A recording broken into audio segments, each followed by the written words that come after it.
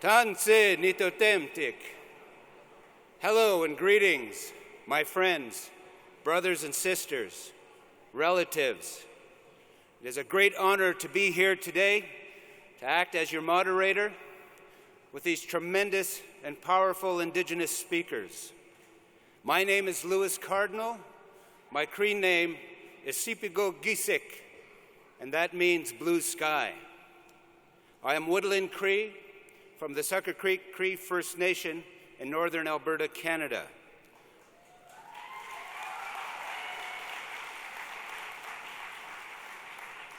I am also a board trustee for the Parliament of World Religions and the chairman of the Indigenous Peoples Task Force for the Parliament.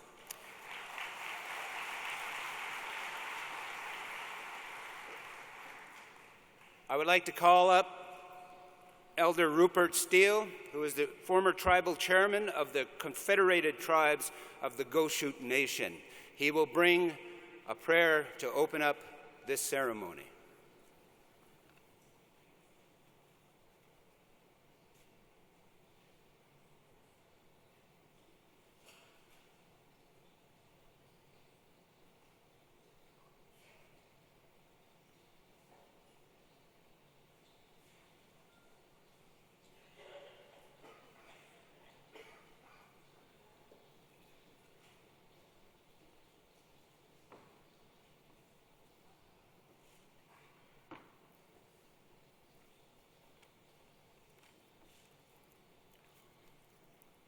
No Rupert Steele, the Abimbola and him Honda, the Shoshone, the Goshute, the Ambia, Jane Dugan, the Upper, Rupert Steele, Ruby Valley, Nevada, and him Honda.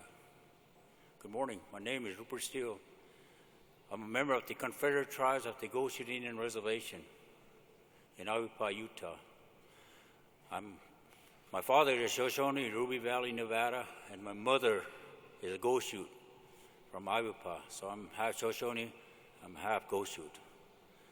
Now, I'm honored to be here to give this opening prayer.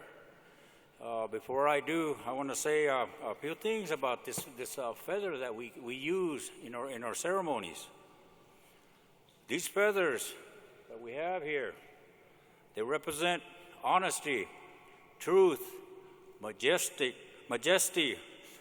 strength, courage, wisdom, power, and freedom. We believe as the eagles fly and roam the sky, they have a special connection with Creator. We hold the eagle feathers sacred, just like the cross or the Bible. The eagle feather is a highly sacred instrument of prayer. Come up to God and bow with Jesus. We make sick him all hango, oh, to know where no walk him out of the kango. I'm down this one, sick. No walk and piava man and sick him the more horror, he can magari. He can more bung from a knock and don't go sunico, Marisunda and got a bit from Aragoy or Sunda. So we down nursing us away. Maka woman they go for us in a minute, not that one water. He can remember they go for us, see Nangasuba away. She said, Tani were and so Tanus and six over young boys. Correct up or they can rest Sunda. Correct and buy one heavy kango. Guyamaris and Oina Guyamari and Ango.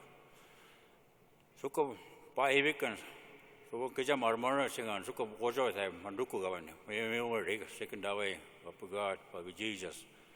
Make our own Sunday high. Ukaboy, to Marmiro. Sukaraso, that function. No one Sukarari, Humana Pane. Ukarona Mariavi Kukasuk. Boy and Goma, my day and Maro and Rokan.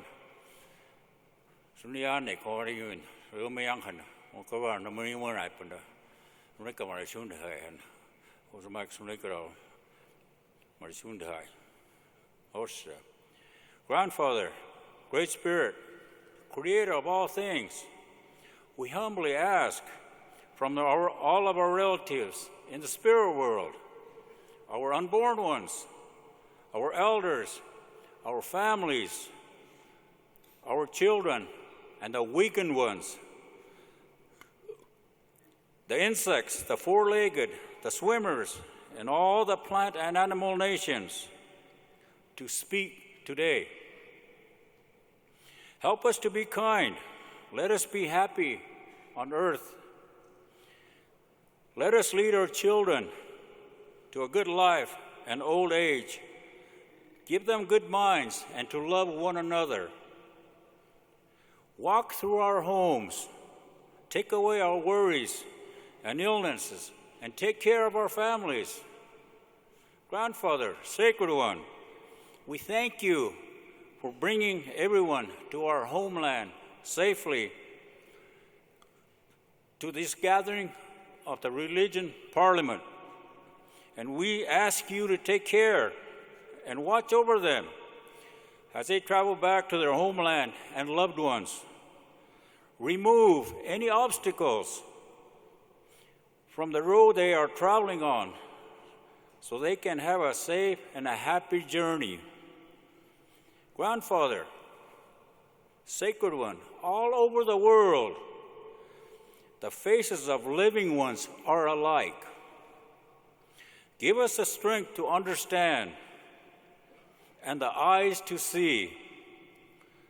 Look upon your children that they may face the winds and walk the good road to the day of quiet.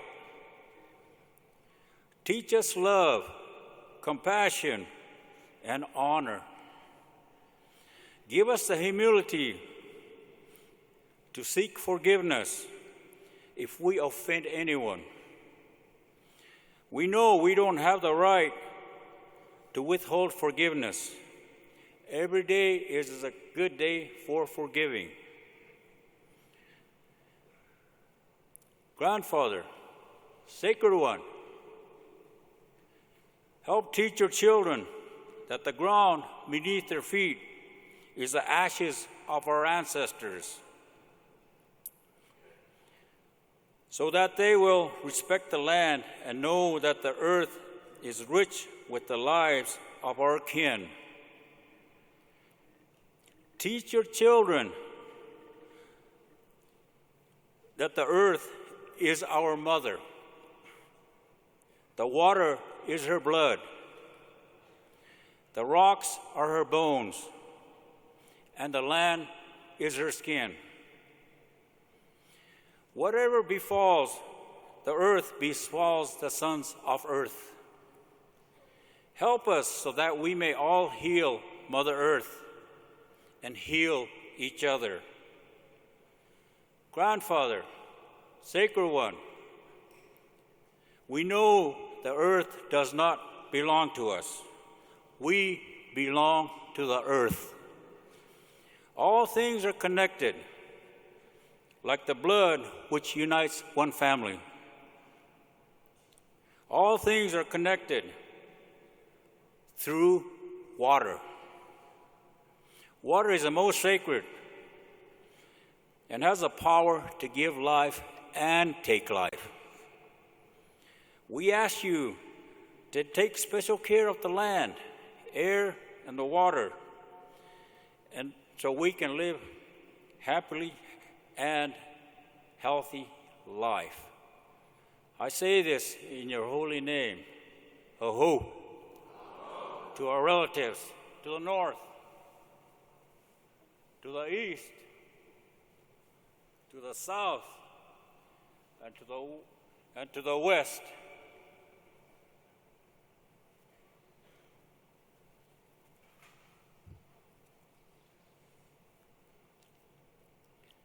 I'll say this again in my language, the prayer that I gave, wishing you all happy travels back to your loved ones and back to your home. And with that, I close my prayer. Thank you. Aho.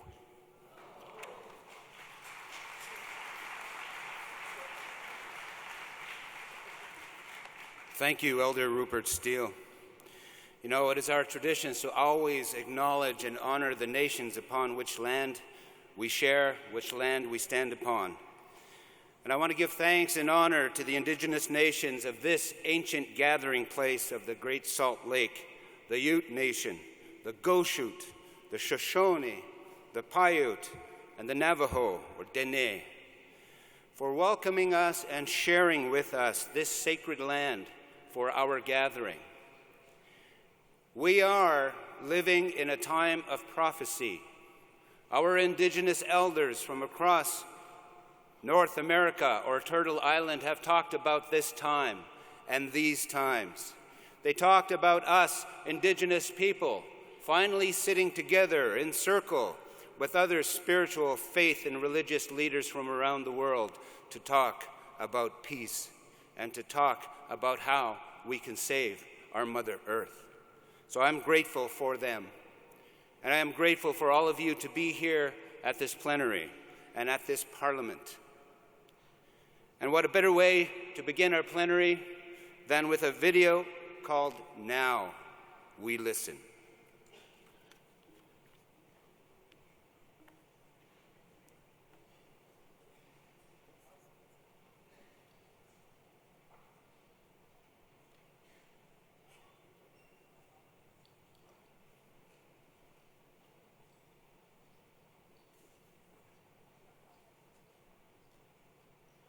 Before the now, there was then. Before the then was the Creator. The first thing the Creator did was to think. The second thing He did was to have a vision of how it is to be. The third thing, He took His passion, His love, and put into what He saw. And what does His passion look like in a physical manner? Water. The Creator's love is water.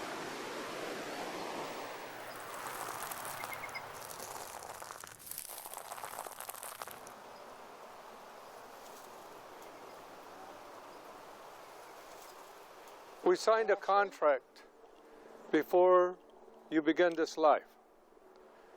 And the contract said that we will only take a little and then we will give back a little. That is the law, the first law of life. It is the law of breath.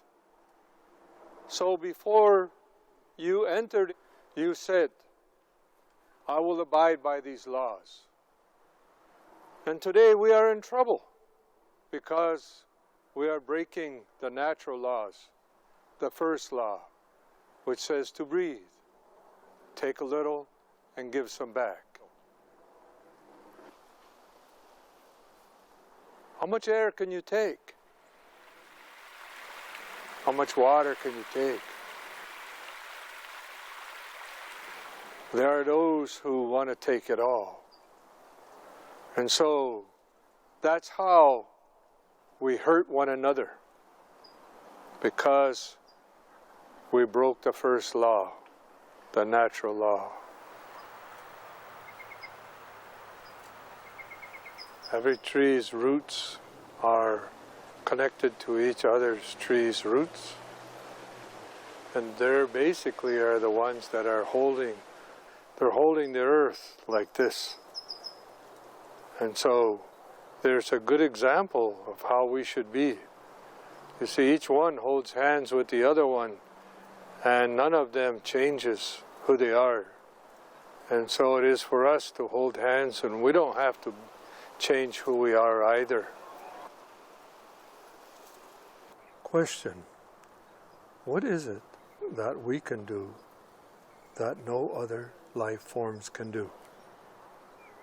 It is to give thanks. Not because we need to or want to. It is our duty. It is the right thing to do. Gayuani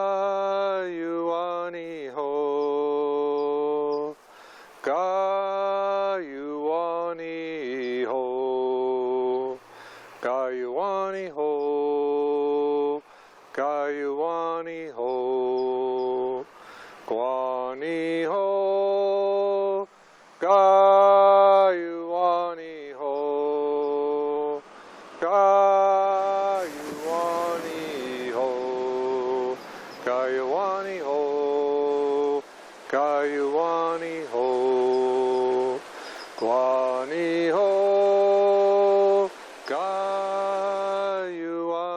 ho. This is our duty to the circle. Kayuani ho, Kayuani ho, Kwani ho, Kayuani ho, Kayuani ho, Kayuani ho, Kayuani ho, Kwani ho, Kayuani ho, Kayuani ho.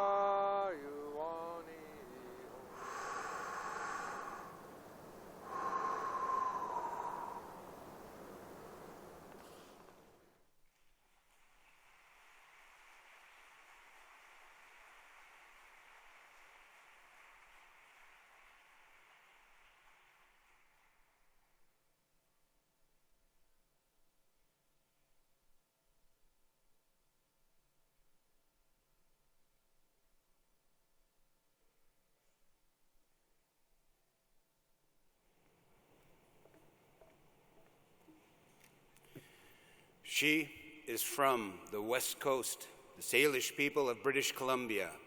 Her name is Takaya Blaney. She is a 14-year-old actress, performer, and environmental activist. She has, please.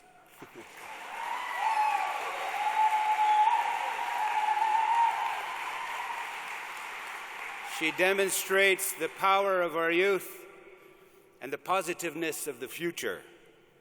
She has spoken at the UN gatherings, including TUNZA, T-U-N-Z-A, of the UN Children and Youth Conferences.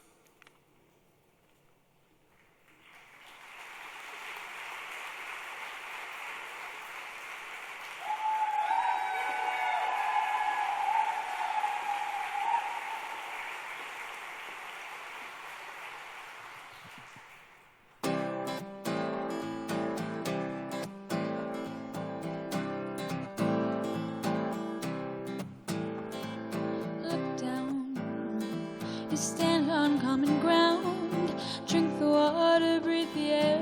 Roots to nature is what we all share. The earth cries for unity in this surrender opportunity. Every step's the front line, we're shoring up our battle lines. We're hiding all the danger signs.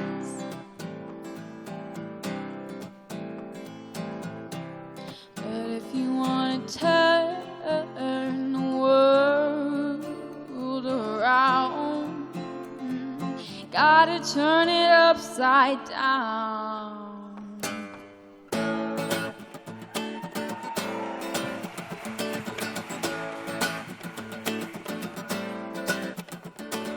Hand in hand, spread sparks, the bonfire of growing hearts. Savior for sincerity, we stand in solidarity. Elders and children unite to keep alive our way of life, alive our way of life. We've all got to unify, we've all got to unify.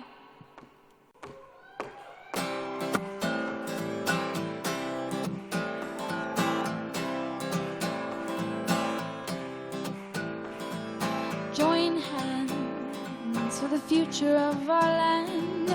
Speak the language that practices, but the earth won't heal without our bandages. Our final hour and final measure to save the culture that we treasure. If you want to turn the world around, you gotta turn it upside down.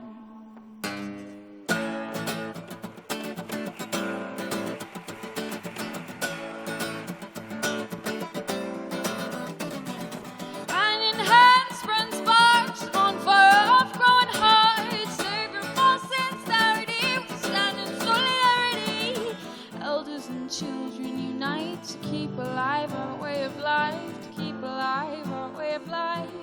We've all got to unify, we've all got to unify.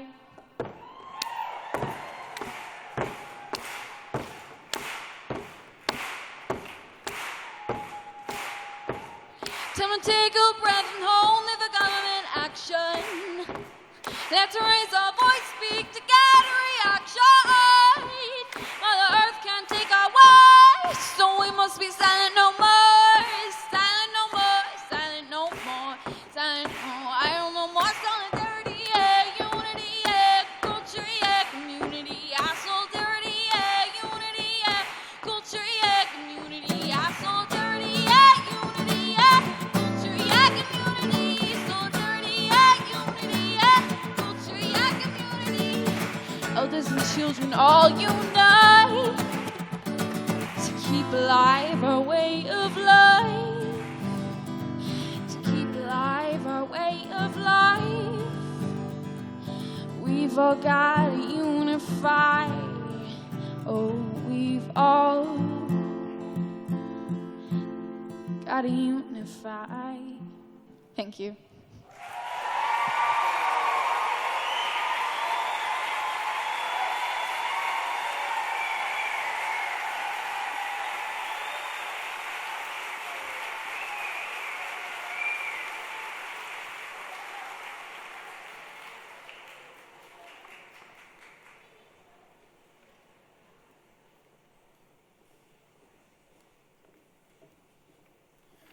What did I tell you?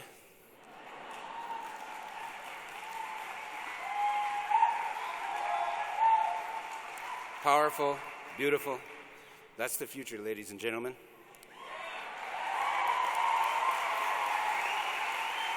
We will be hearing from Takaya later on in the program. But first, I want to welcome to the stage someone that you all know, a revered and respected man amongst the peoples of Turtle Island. Chief Orville Lookinghorse is, please.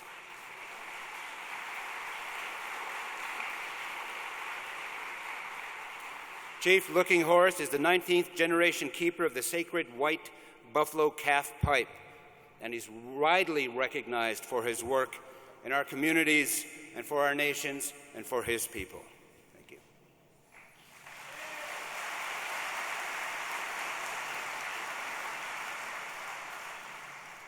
Mitakie, oyasi, apetukile, chante washte, and apechuzapi. It's the highest honors to be here. Are we having fun?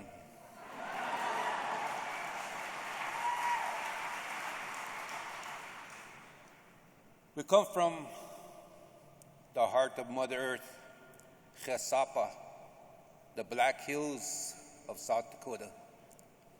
There, we do many ceremonies. There, this is where the white buffalo calf woman brought the sacred pipe 19 generations ago.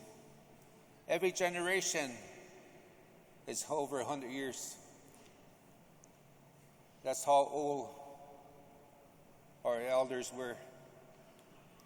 They lived that long. And today, I am the 19th generation keeper of the sacred pipe.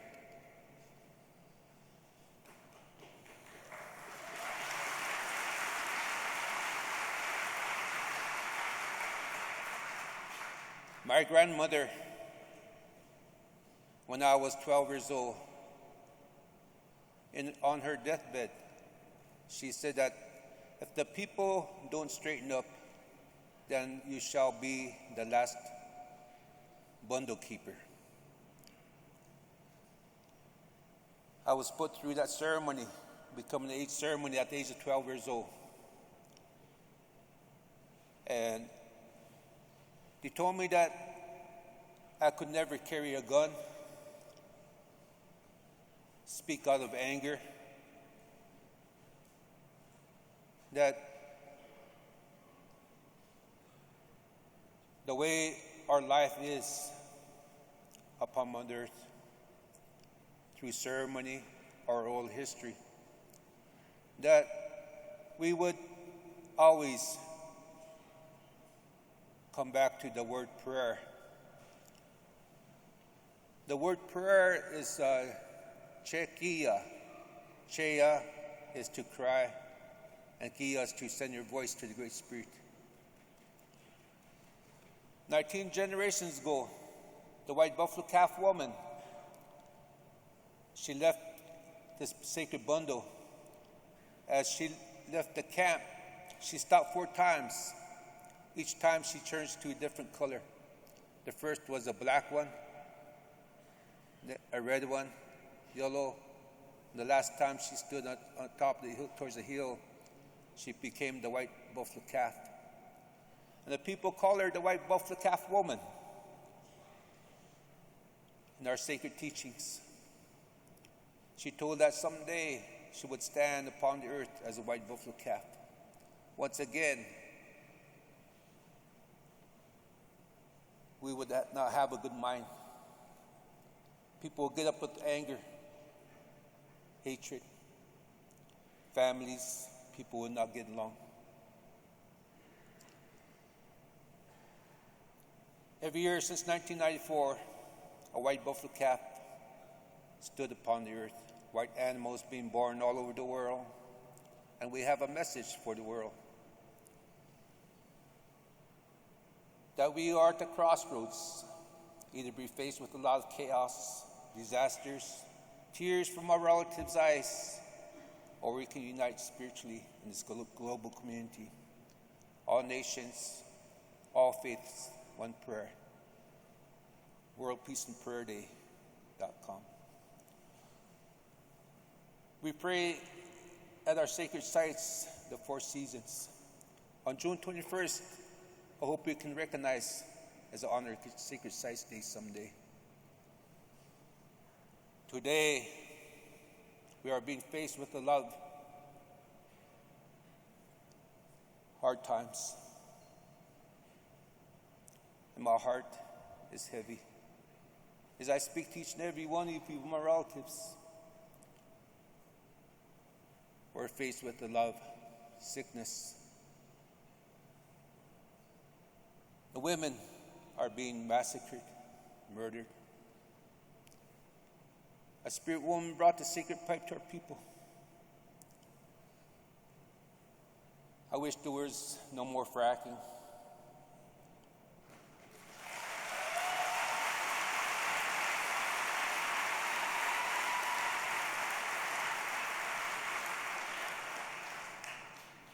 No more KXL, Keystone Pipeline.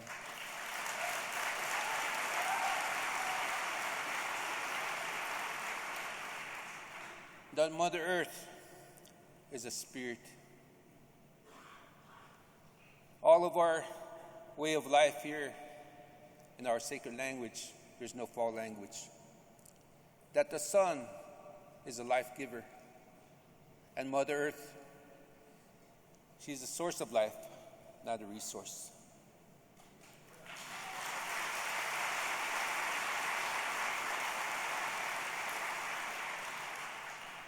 As we go into our ceremonies in the sacred Black Hills of South Dakota, we know that there's many, many sickness upon Mother Earth in this Western world, Western society. But we know that with each and every one of you being here, we shall survive. We shall live.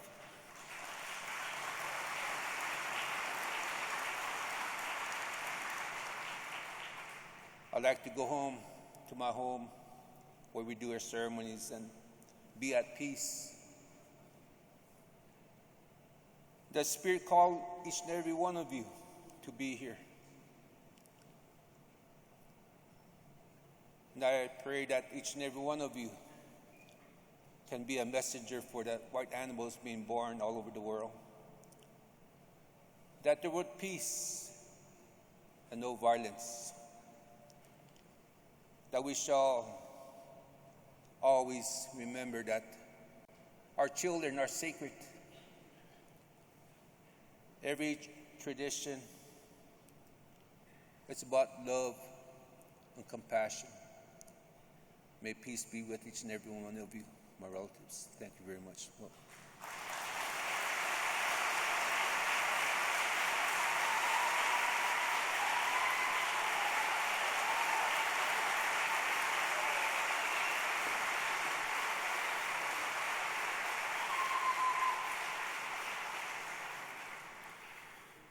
Wande Abimbola is Yoruba.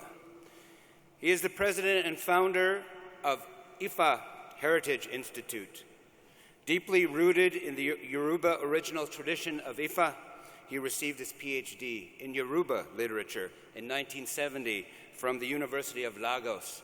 He is also a trustee for the Parliament of World Religions.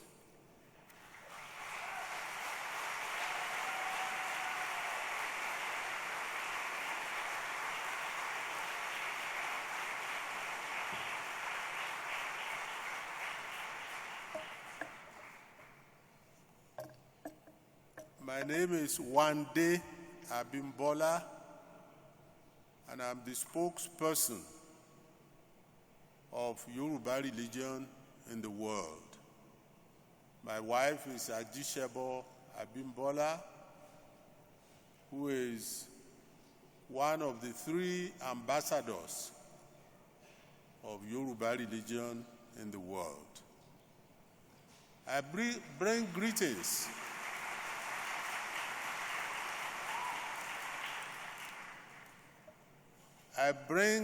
greetings from Ile-Ife,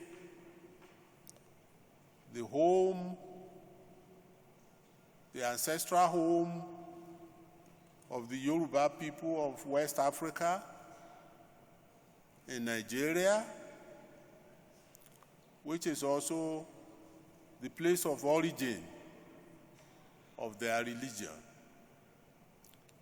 Yoruba religion originated in West Africa, but is now a property of the whole world. It is a religion that is based on respect. Respect for children, for women, for elders, for brothers and sisters. We respect not only human persons, but animals, trees, all the forces of nature, rivers, oceans, rocks, mountains, trees, insects, everything that is on the surface of this earth is alive.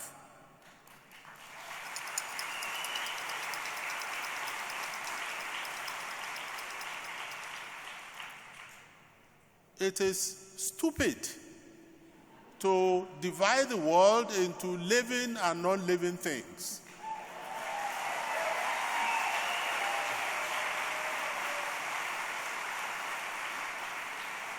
There is no such thing as a non-living thing. Anything that is on the surface of this earth or inside the earth is alive. The earth itself is a woman, and she is our mother.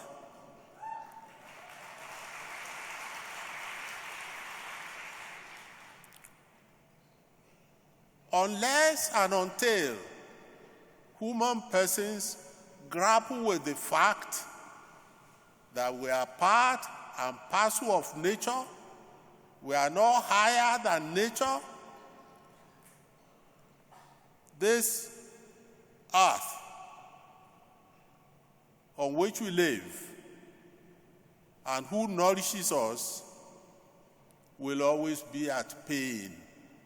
Every day we inflict pain horrible pain on our mother because of the fact, this fallacy that human persons are higher than nature. I invite the leaders of all the other religions of the world, whether Christian or Muslim, Hindu or whatever,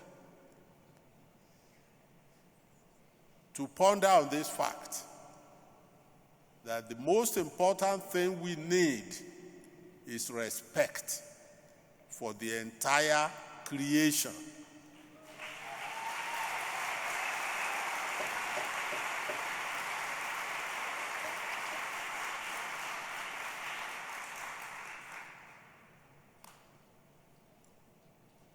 Lálẹ́gẹ́,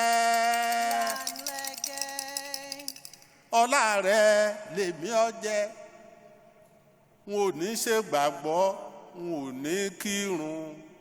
Lálẹ́gẹ́, ọlá rẹ̀ lèmi ọjẹ́. The most powerful divinity in our crowded pantheon of divinities is Oya, and she is a woman. Let us salute her by saying, "Hey, Oya o, hey, Oya o." Oya is the tornado. She is the hurricane, but she is also the Niger River, which passes through a good part of the African continent. She was a mother, she was a queen, a wife, a king in her own right. She's everything that a woman can ever dream to be. She is also the buffalo. She was a buffalo before she became a human person. Let us give respect to our women and our mothers.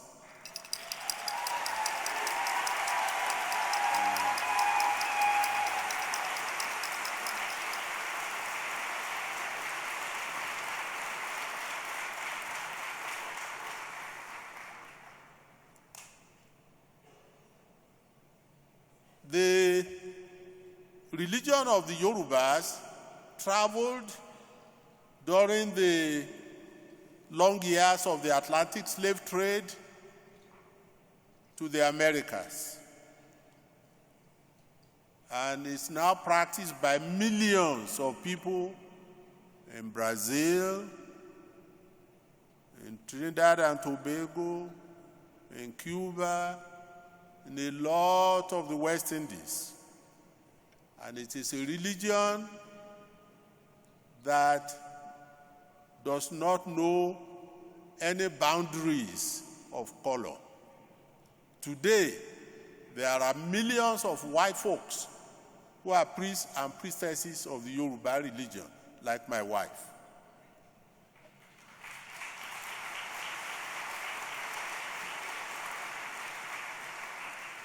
It is time for the world to shed itself of the bigotry of color.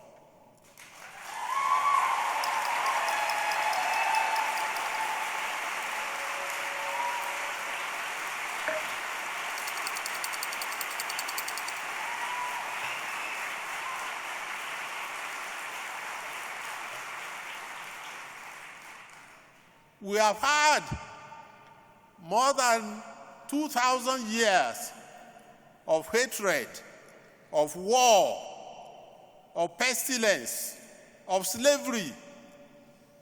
Let us try a little bit of friendship.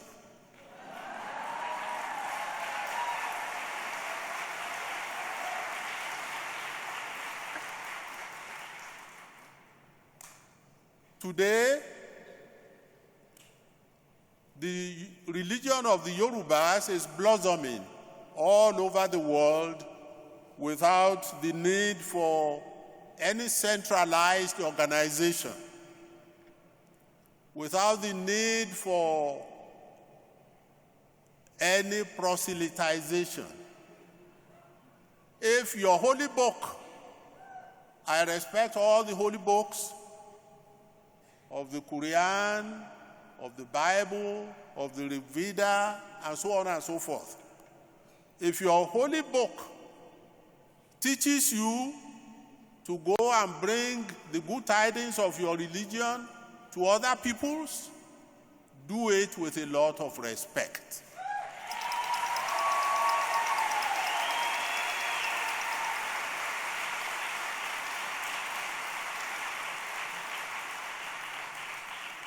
There is no longer any time left for conquests.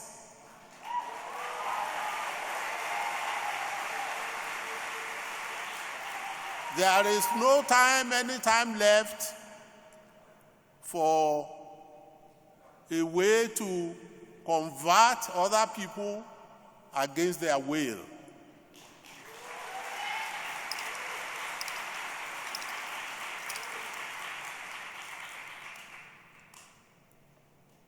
Oni mo ṣe bífá gúnni, mo ṣe bífá gúnni, mo ṣe bífá gúnni, bọ̀pẹ̀lẹ̀ bàbá gùn mi máa gbédè bọ́rùn, stamp your feet. Mo ṣe bífá gúnni, say that. Mo ṣe bífá gúnni, ogun mi, mo ṣe bífá gúnni. Ogun mi, mo ṣe bífá gúnni. Ogun mi, mo ṣe bífá gúnni. Wọ́n tẹ̀ ọ́ nífà ọ̀tẹ̀ kúnnú gbọ́. Wọ́n tẹ̀ ọ́ nífà ọ̀tẹ̀ kúnnú gbọ́. Títẹ̀ láti di ògbé tè mórí wọ́gbó.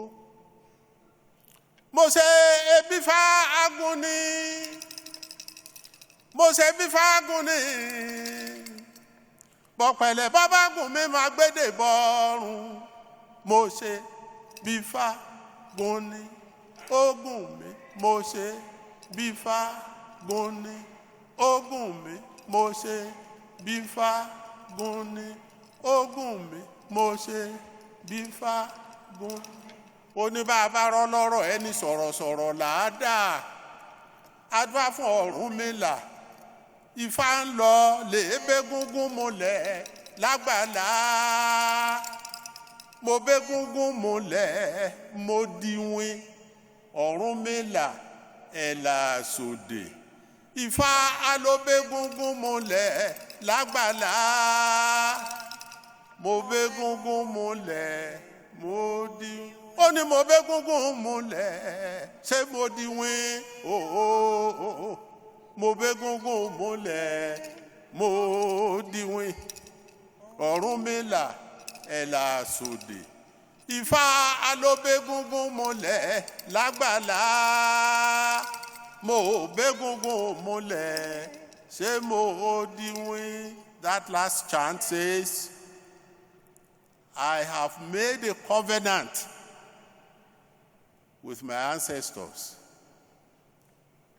And as a result, I have become immortal. Ifá says anybody who makes a covenant with his ancestors shall never die. Thank you very much.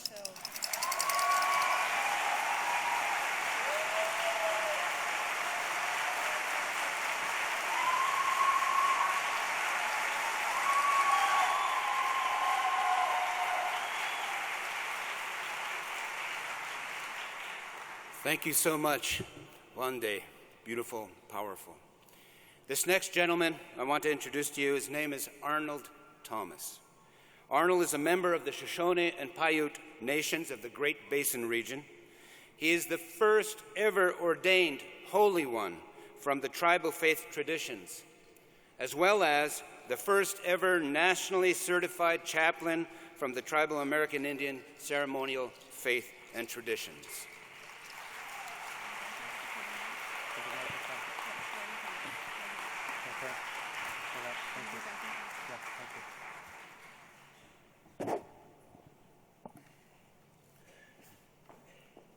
On the behalf of my ancestors and all the ancestors of this land here in the Great Basin, we say thank you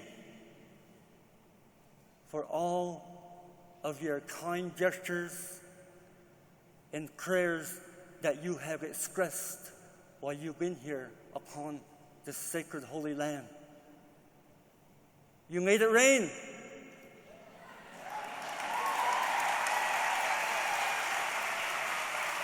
You brought water to the lands.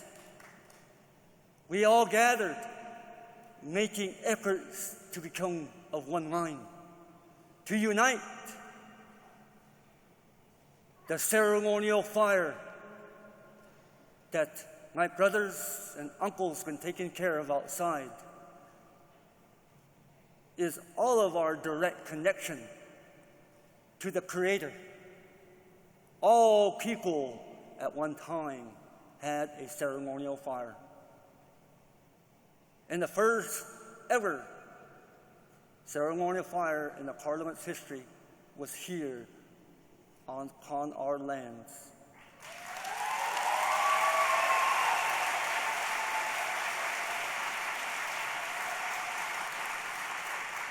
The fire, the grandpa sun and the grandma moon, they do not discriminate. The natural world, they do not see color. They do not discriminate. They do not see size. The natural world does not discriminate. The water came to cleanse and nourish the earth. The air brought the water and cleaned the air so the sun, the brother, can shine.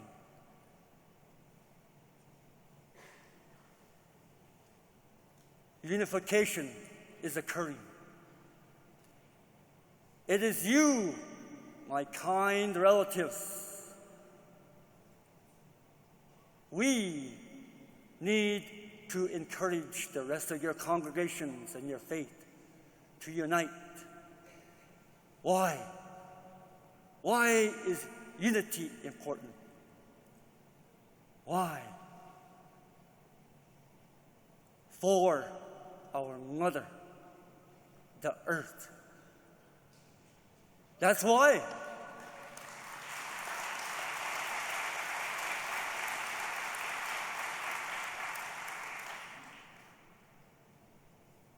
I understand that certain sacred texts refer to the pearly gates, to the great beyond, say a place called heaven, where you will all go.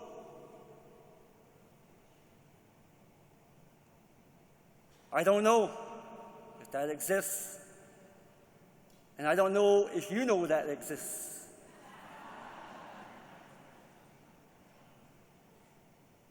Relatives, what if this is a heaven right here, all around here?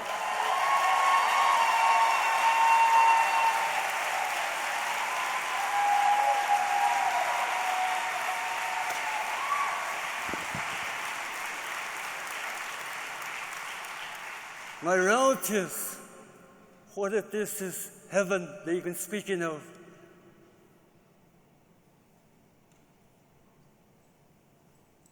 Are we making it heaven? Are we behaving in a manner in which our grandchildren and great-grandchildren, 7 generations into the future, are going to enjoy what we are enjoying when we look at these beautiful mountains and trees, and we go to the oceans and the waters? We know the natural elements are in trouble. Is the earth in trouble? No, she's not. It's the human race. We're in trouble.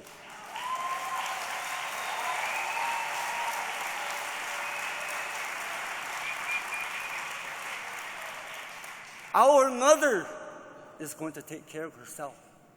She is. She doesn't discriminate. Make this heaven here while you're here. Please, that's my prayer and hope for you, to make this heaven here. Love, intellectual decision to care about our mother, the earth. This here, relatives, is corn that my uncle and brother, nephew brought from, they call it the Yellow River, San Juan River. Why they call it Yellow River? Because all the chemicals that were put in there has polluted it. They had trouble finding the corn. My relatives, we need to love. I'm gonna close with this. I was ordained as a holy one, and I've been given the right to conduct. I'm going to ordain all of you relatives. Please stand. Please stand. Because we need to love the earth, mother, and tell her that we love her.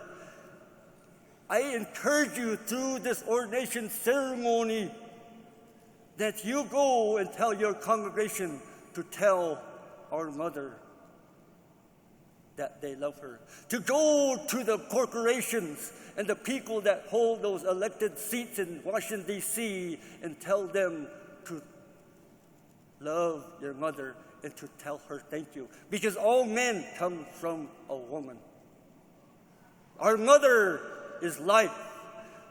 So by the rights that were bestowed upon me through ceremonies, I ordain you as missionaries to carry the message of love from this Parliament of World Religions, to go and tell the people to give thanks to our Mother Earth and love her. It's us, two-legged, with a good mind, with our eyes and our nose and our mouth, our senses. Why did we come here as spiritual beings during this time in life? You all came here for a reason, relatives. For a reason. So I ordain you at this time, all you could hear me at this time, to go out and convert those relatives to love the mother, so she will be here for 7 generations to come. Congratulations. Oh.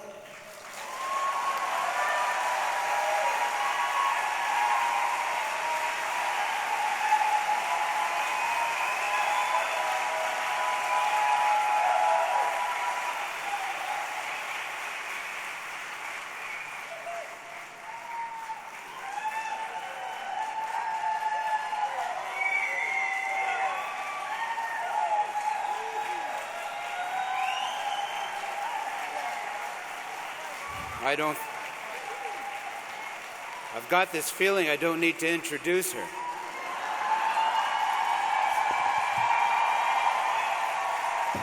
But I will anyway, only because I've been practicing to say her name properly. Dr. Rangimarie Turuki Rose Pere is a tohuna, which means sower of the sacred seeds of knowledge, keeper of the secrets. As a traditional Maori elder and leader who upholds the spirit of oneness and of everything in creation.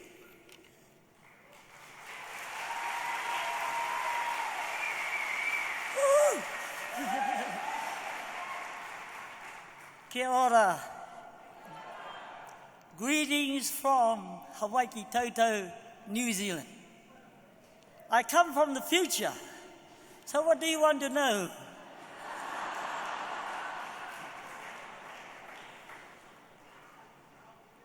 You are all my brothers and sisters, every one of you. We are one, and nothing but nothing can ever separate us.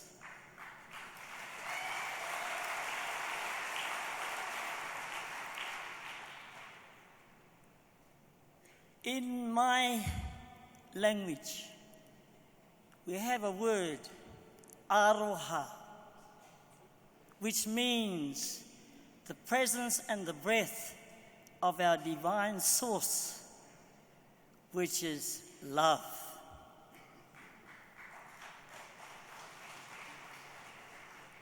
Love that is never ending.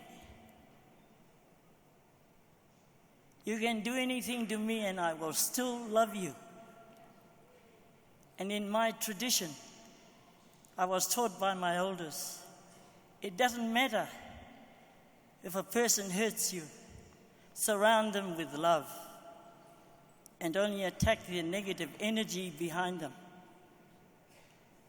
And if you have difficulty doing that, move into neutral.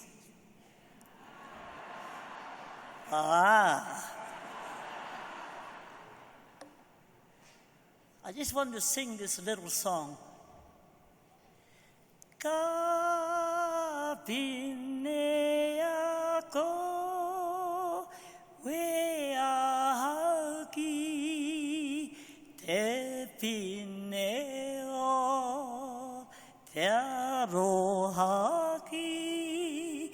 te pine e korene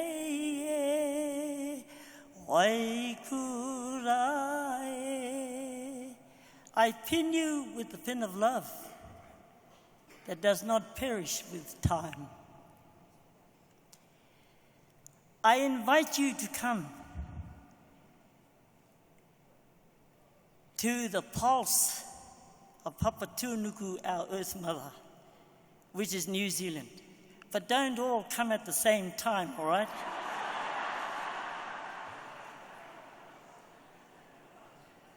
I live in a place that has 600,000 hectares of indigenous trees.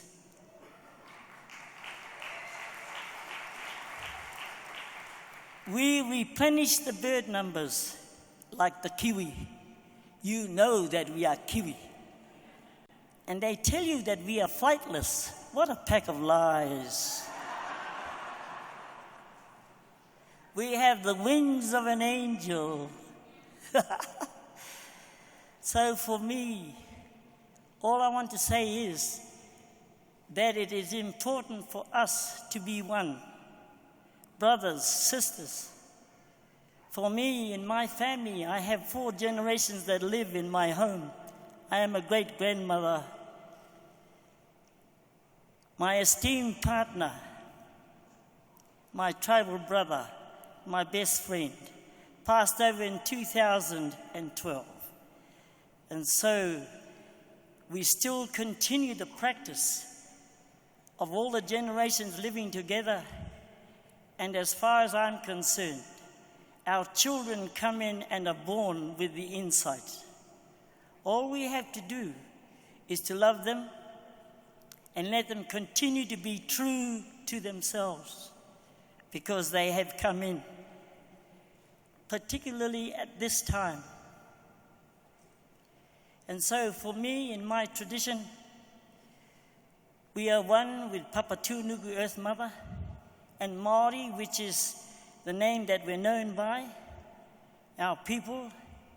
Maori means that we have the vibrations of the divine mother, the divine child, and the divine father within us.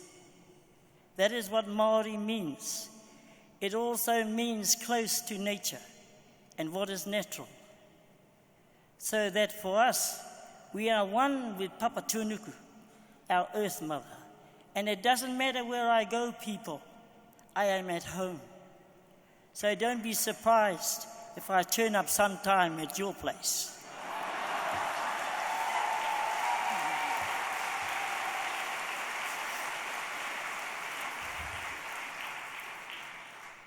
I am a vegetarian, but occasionally, you know.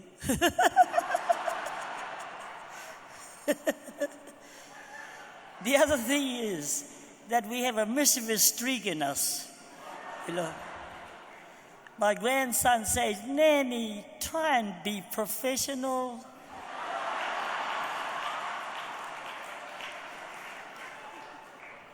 And they are missing me because I tease them, we dance, I teach them rock and roll, and they teach me what's going on today.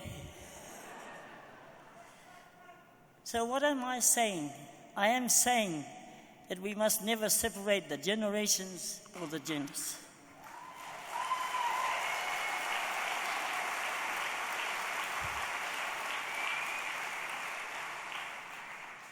I don't care what part of our mother you come from. We are one. And so for me, thank you ever so much, all of you, for giving us a tremendous welcome and the feeling of family. I've just loved being here. And that ceremony we had this morning really, for me, just uplifted.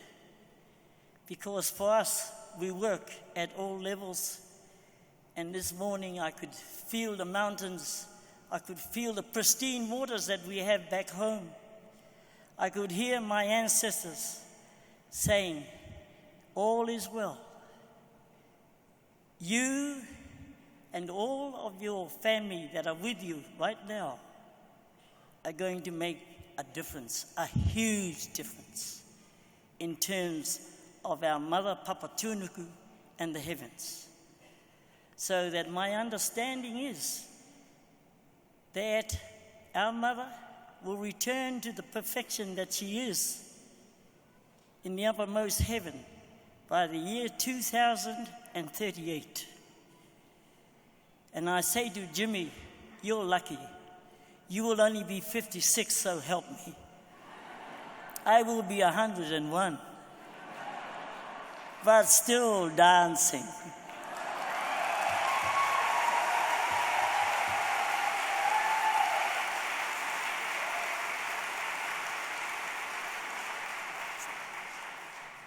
The other thing I want to share with you, because it's important, that I go home, I have a lot of commitments, but one is to put a stop to TPP.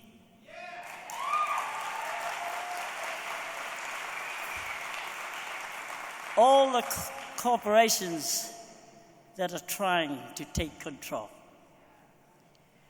We were born to enjoy the fact that we are all miracles in expression and that we can be true to ourselves. And we are here to celebrate each day. Never take any day for granted, ever. So, if you see me in the newspapers, just send love, please.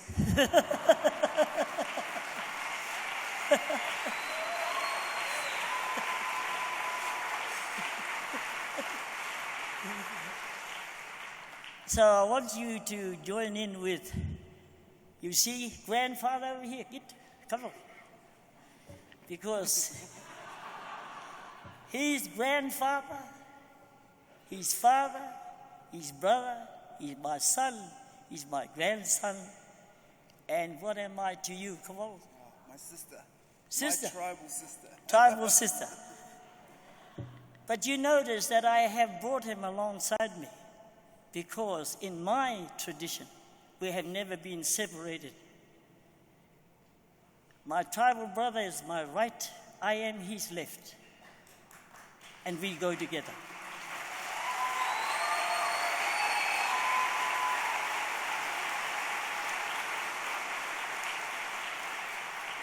So we want you to stand up and sing with us. And I can give you the words, of course. Akimbo, hands on hips. Have you got your hands on your hips or are they too big?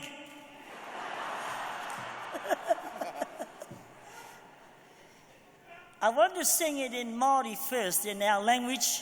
Our language is the language of the sun. And so I'll sing it in Maori first so that you get the vibrations, and then we will sing it in English. But if you are the person that I think you are, you will be able to sing Maori as well, eh? Okay. Ai o ki te aorangi,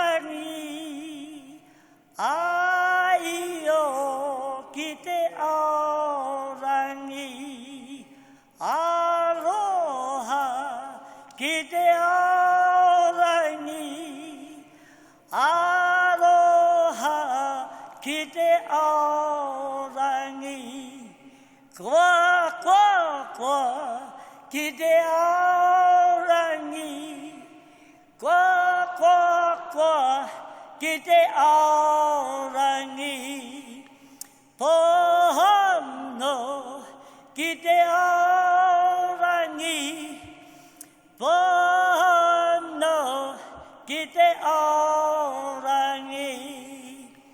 Peace, peace, peace to the universe. Peace, peace, peace to the universe. Love, love, love to the universe. Love, love, love to the universe. Joy, joy, joy to the universe. Joy, joy, joy to the universe. Truth, truth, truth to the universe. Truth, truth, truth to the universe. Oh, woo! Kamate! Jamau!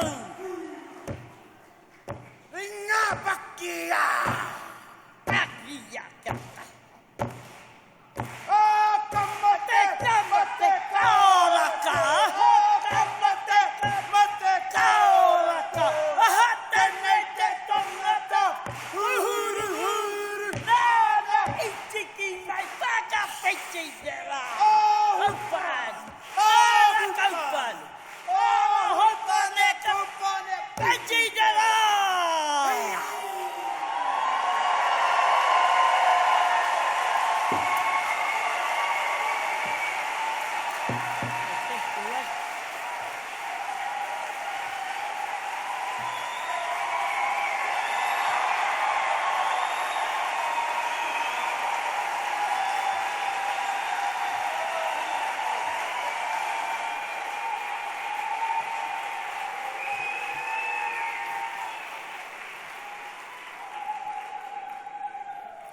I want to remember some words that my grandfather shared with me.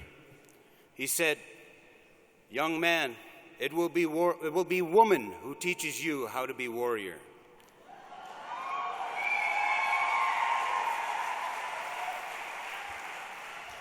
We have another very powerful presentation by Inija Trinkuniene.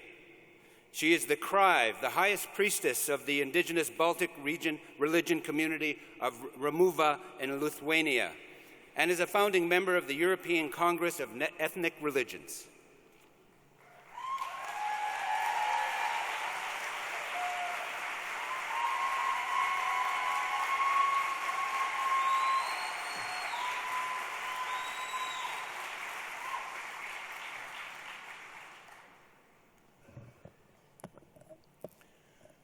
Good morning. Muy buenos días a todos. My name is Andres Corbin Arthen. I am the president of the European Congress of Ethnic Religions, an organization which seeks to preserve the little that remains of the indigenous European spiritual traditions, the ethnic traditions of the Celtic peoples, of the Germanic and Scandinavian peoples, of the Baltic and Slavic peoples, of the Basque peoples. These traditions are still very much alive.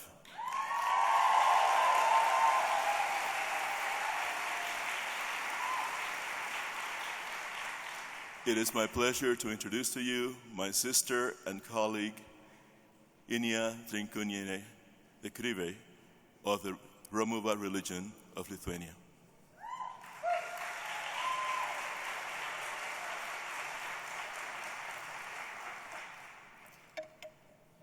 Šventa žemelė, šventa raselė, tegul nešioja tave žemelė. Šventa žemelė, rūpintojėlė, šventa žemelė, augintojėlė, šventa žemelė, šventa raselė, tegul nešioja tave žemelė. Sacred earth, sacred dew, sacred earth, life giver, sacred earth, caregiver, sacred earth, sacred dew, may the earth carry you. With this prayer, with this chant, I want to represent Romuva, the ancient indigenous religion of Lithuania. I am grateful to be invited to participate in the Parliament of the World's Religions as an indigenous person from Europe. Sometimes we who practice Romuva are called pagans, even the last pagans in Europe. But we hope that we are not the last.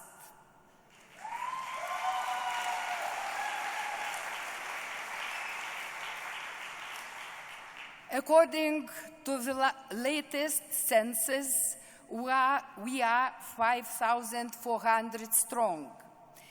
In the last 10 years, our number has increased by 5 times.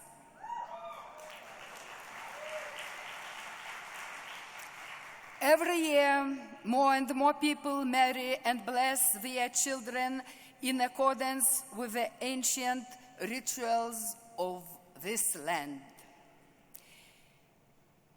In 1387, Lithuania was the last state in Europe to officially convert to Christianity. But this was only done by the rulers and nobles, and not by ordinary people. The indigenous Lithuanian religion did not die. It was kept alive by farmers and country villages who maintained the old ways even under the Christianity and the Soviet rule.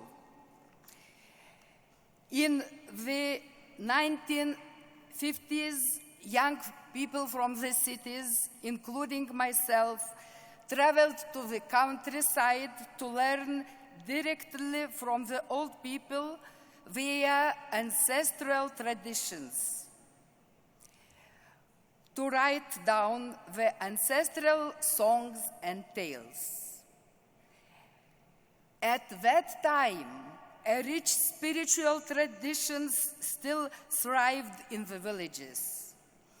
And this ancient tradition inspired us to revitalize and to continue our ancestral ways, to publicly perform ceremonies as such as honoring the sacred flame which unites us with gods and ancestors. Our ancestors worshipped in sacred oak groves. When the invading missionaries came, they cut down these groves to stop our practices. But from those ancient trees, acorns sprouted, and new trees grow now.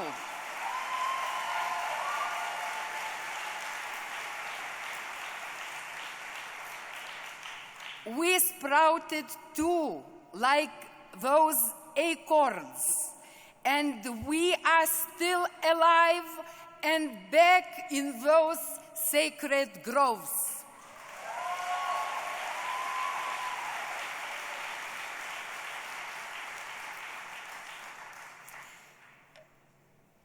In our hearts, the sacred fire of our ancestors still burns with the same flame that they tried to extinguish on our altars centuries ago. We still have almost a million traditional sacred songs which our ancestors and ancient gods still sing with us. We still drink from those same sacred rivers and springs, still called by the same names they had 1,000, 2,000, 5,000 years or even more ago. We are still devoted to our gods and goddesses. We pray to Perkunas, the thunder god, to Gabia, goddess of fire, to Laima, goddess of fate and destiny. We especially honor Jemina, the earth goddess and mother of us all, who gave birth to us, who carries us in life, and to whom we will return. I ask Mother Earth to give all of us strength to do the work required to live in harmony with nature and with each other. I bless you today with Jemina's gifts. May Mother Jemina provides us all with vitality. Inija will now offer you the ancient Lithuanian grain blessing. For each grain of wheat that you receive, may you grow 100 more in abundance. And here is the prayer for Jemina. Dearest Jemina, black earth, beloved Jemina, blossom racer, you are our mother. You love all. Bless us and nourish us.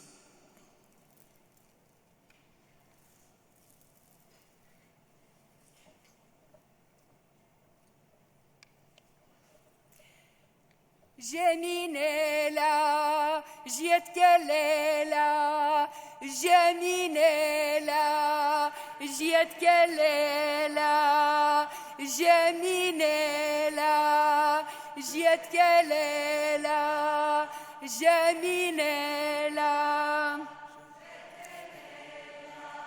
Женале герои, Жемина дидžioji, Žeminėlė, Žietkėlėlė, tu mūsų motulai visų mylimoji, Žeminėlė, Žietkėlėlė, palabinki mumi ir skalsinki mumi, Žeminėlė, Žietkėlėlė.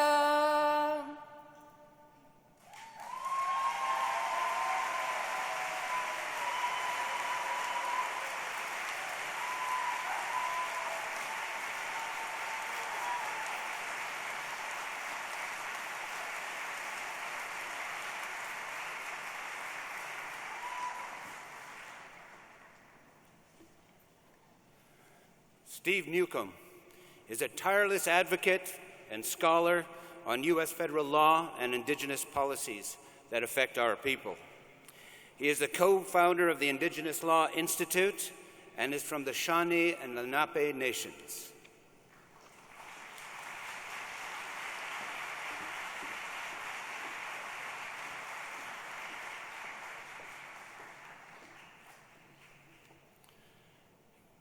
Gishelamiang, Mil Ongundawakan, Mili Ongundawakan, Wuli Nepali, Wuli Nipalinen, Wanishi Gishelamiang.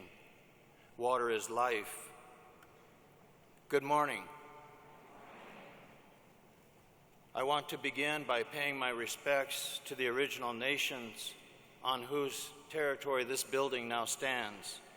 I want to acknowledge the ancestors who have loved the land through ceremonial conduct and prayers, and I want to acknowledge the original free and independent existence of our nations and peoples extending back to the beginning of time through our oral histories and our oral traditions.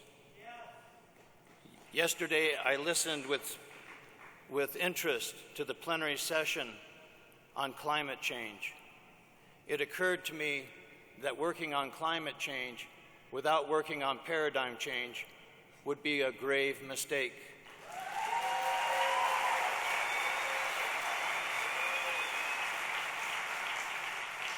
We need a mental and behavioral shift away from the prevailing paradigm of domination and dehumanization, the symptoms of which are everywhere on planet Earth, our mother. More than 5 centuries ago, various popes in Rome, on behalf of Christendom, unleashed the paradigm I'm talking about. It may surprise you to learn that the empire domination model of Christianity was woven by jurists into the laws and policies of the United States and into the laws and policies of other countries such as Canada, Australia, and New Zealand. That hidden code of Christian empire has worked for more than 5 centuries toward the dissolution of our original nations and peoples, here on Great Turtle Island and Abiyala to the south. The idea patterns of domination and so-called Christian discovery have been incorporated into U.S. federal Indian law, where they remain to this day. Those ideas are traced to Vatican documents of the 15th century and to royal charters of England, which declared the right of Christian people to discover the lands of heathens and infidels, and to assume a right of domination or subjugation against the nations and peoples of those places. In 1823, Chief Justice John Marshall, on behalf of the United States Supreme Court, wrote that doctrine into U.S. case law, where it remains to this day.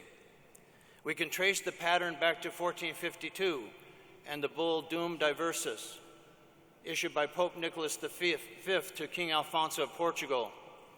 It instructed the king to go to the western coast of Africa and to non-Christian lands everywhere, and to invade, capture, vanquish, and subdue all Saracens, pagans, and other enemies of Christ, to reduce their persons to perpetual slavery, and to take away all their possessions and property.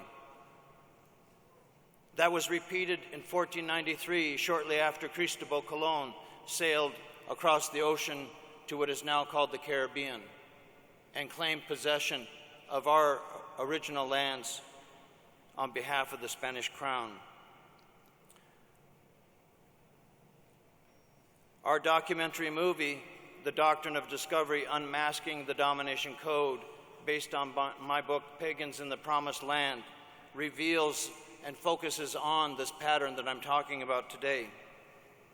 It is a focus we began more than 20 years ago. In 1992, my friend and colleague, my mentor, Virgil Kilstraight, a traditional headman and spiritual leader of the Oglala Lakota Nation, one of the spiritual leaders, he and I founded the Indigenous Law Institute and began our campaign against this pattern.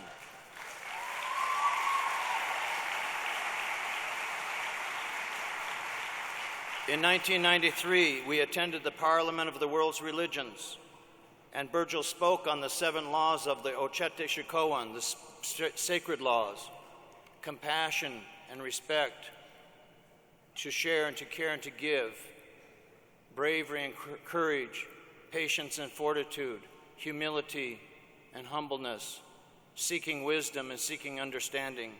And we also began to reveal to the world the pattern of which I'm speaking about today. That was during the time of Pope John Paul II.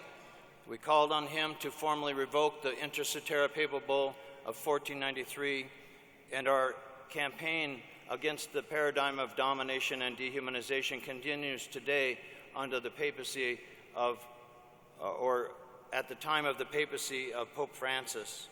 Ladies and gentlemen, I wish I had more time to go into detail. Given my time constraint, I will leave you with this. In 1954, the U.S. Justice Department delivered a legal brief to the U.S. Supreme Court in the case Tihitan Indians versus the United States. And the main argument of the Justice Department was that the Tihitan people in Alaska did not deserve monetary compensation for a taking of their timber because, quote, the Christian nations of Europe had discovered the lands of heathens and infidels. And the U.S. Supreme Court in 1955 upheld that, the same year I was born, and cited to Henry Wheaton's Elements of International Law, which referenced all the things I'm talking about. And among the other things that Wheaton said was this: the heathen nations of the other quarters of the globe were the lawful spoil and prey of their civilized conquerors. This was upheld by the U.S. Supreme Court as recently as 2005 in the case City of Sherrill versus Oneida Indian Nation of New York. I want to conclude by saying that it is time for Christians and the churches that are doing so to stop lying about our ceremonies. They need to stop telling our young people and others that our ceremonies are satanic or the work of the devil.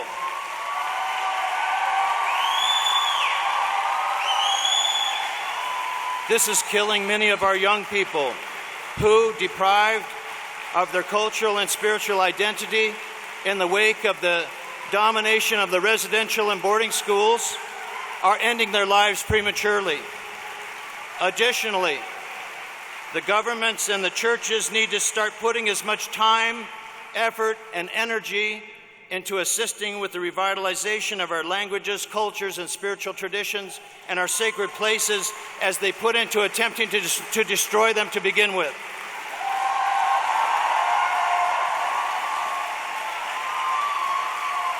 Our original nations don't need reconciliation, we need decolonization.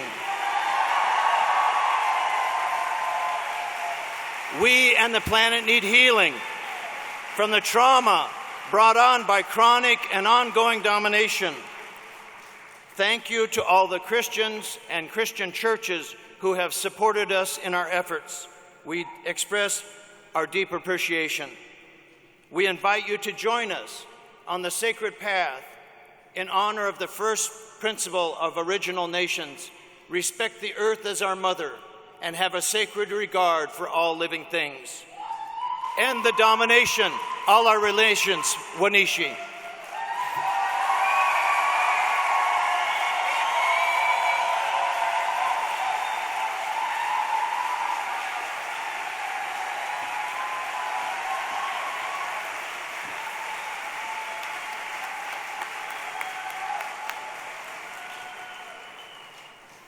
It is my honor to welcome back to the stage the strong, the beautiful, and the wise, Takaya Blaney. Kaya.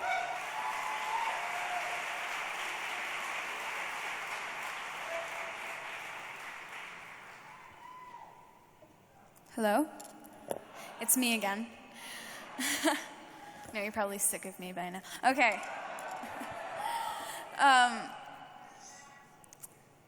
My name is Takaya Blaney. 14 years old. I'm from the Lyons Nation. My ancestral name is Chekajimuch. And throughout my entire childhood up until this point, I could not get past this insurmountable wall of adversity and misconception about my culture. I could not penetrate that barrier of genocide and tragedy and really have a relationship with my culture without first it being preluded by the sadness and the struggle that accompanied the whole fight to keep our culture. And now I see our nations are no longer looking into the face of our oppressor and seeing their reflection as the oppressed, but we're seeing our reflection of strength and resilience.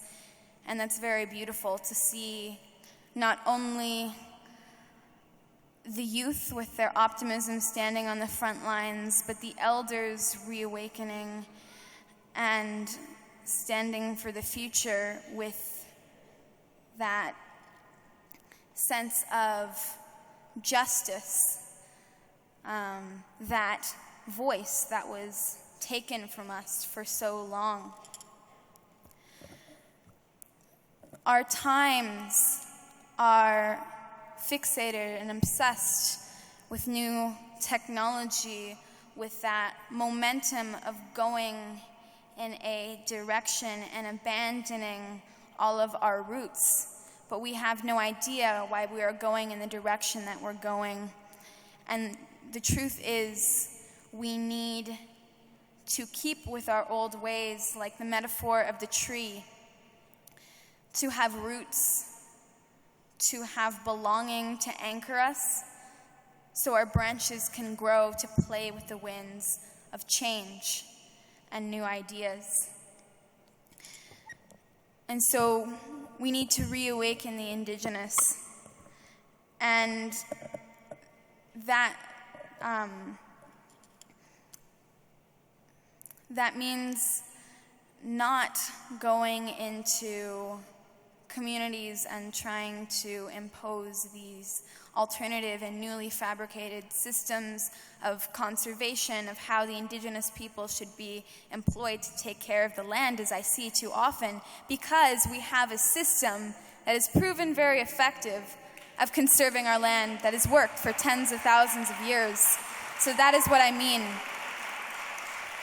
We have to reawaken and re-employ these mechanisms and systems of not just changing the world in the sense that we get this mental image of our earth in its entirety. When we talk about changing the world, we're not talking about that big blue and green planet floating out in space. We're not talking about the multitude of corrupt and problematic government systems that we all need to change. We're talking about our world. We need to talk about our communities.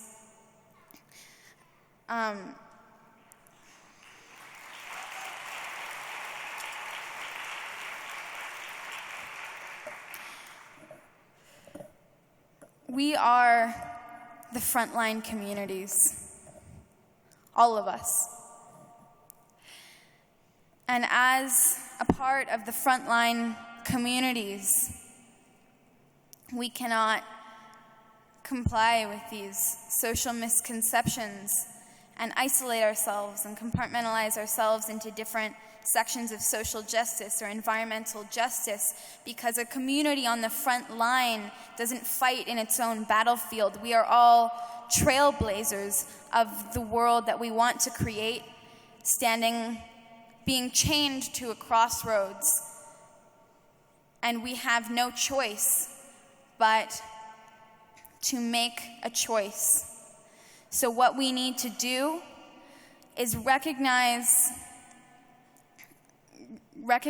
the voice within us, recognize and reawaken the Indigenous, recognize the teacher in every student. And if you want innovation, if you want change, if you want results, then you have to involve the innovation, you have to involve the change, you have to involve the results, you have to involve the youth, you have to involve the Indigenous people, you have to involve the frontline communities, you have to engender that innovation, that change, and be the results. It's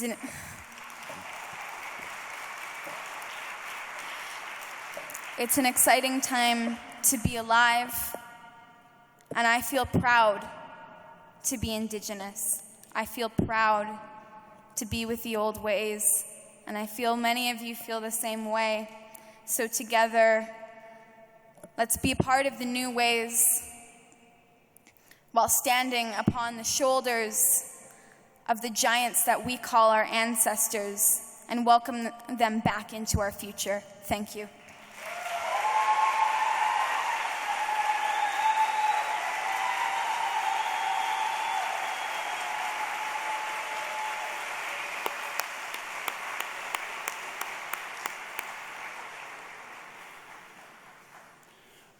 I'm honored to introduce Wilson Aronilith, a well-known Dine philosopher, respected elder and educator, and spiritual leader who comes from the Dine Nation. His name, Aronilith, means the white stallion. He was born and raised in Turuki, New Mexico, and raised by his grandparents who passed down the knowledge about creation and the sacred peyote ceremonial way of life, which began his journey of life to teach the Dine and the peyote ways of life within the Native American Church.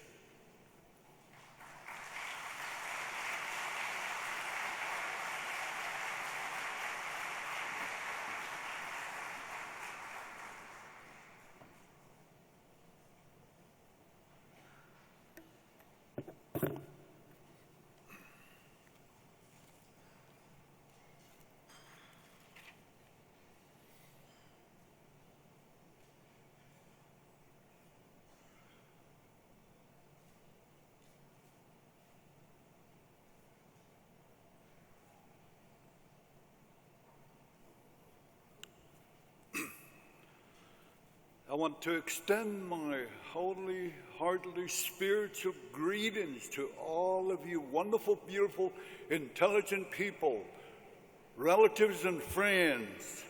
And also, my name was mentioned, Wilson Arnold Jr.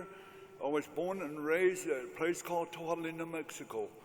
And I am representing Native American Church of North America, as they've been the Nation, and then also Native American Church of Salt Lake, to stand here before you to tell you that I want to represent all my Indian people that follows and believes in peyote way of ceremonial belief.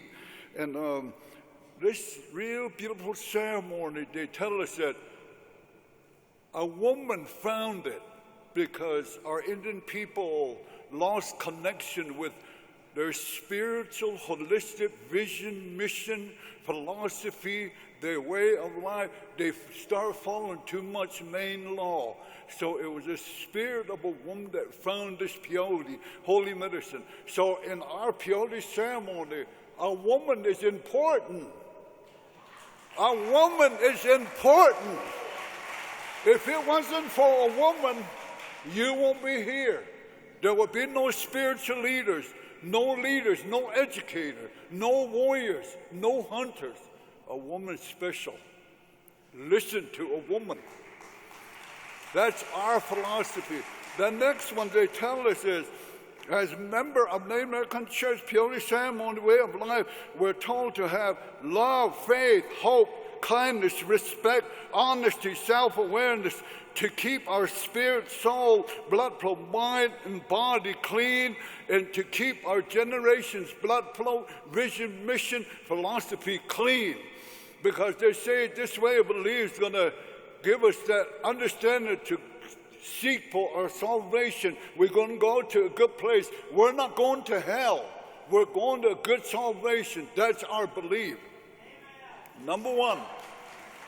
So today, I want to address all you beautiful, renowned religious leaders, Christian leaders, federal government, lawmakers, and leaders of this world, these areas, with peace and then justice, sustainability, harmony, trust in my heart and mind to tell you the truth.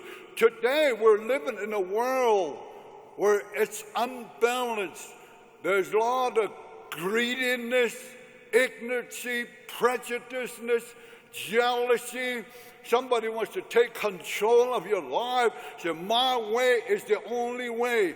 That type of attitude, we're following too much man-made law, whatever you might call it today. We're in the different stages of our world where the vision and mission and educational system, governmental system of our oncoming generation is vague, dim, and unclear. We need, wake up! We need to wake up! Let's all come back together in our Creator's name. Today I want to tell my world's renowned leaders, wake up!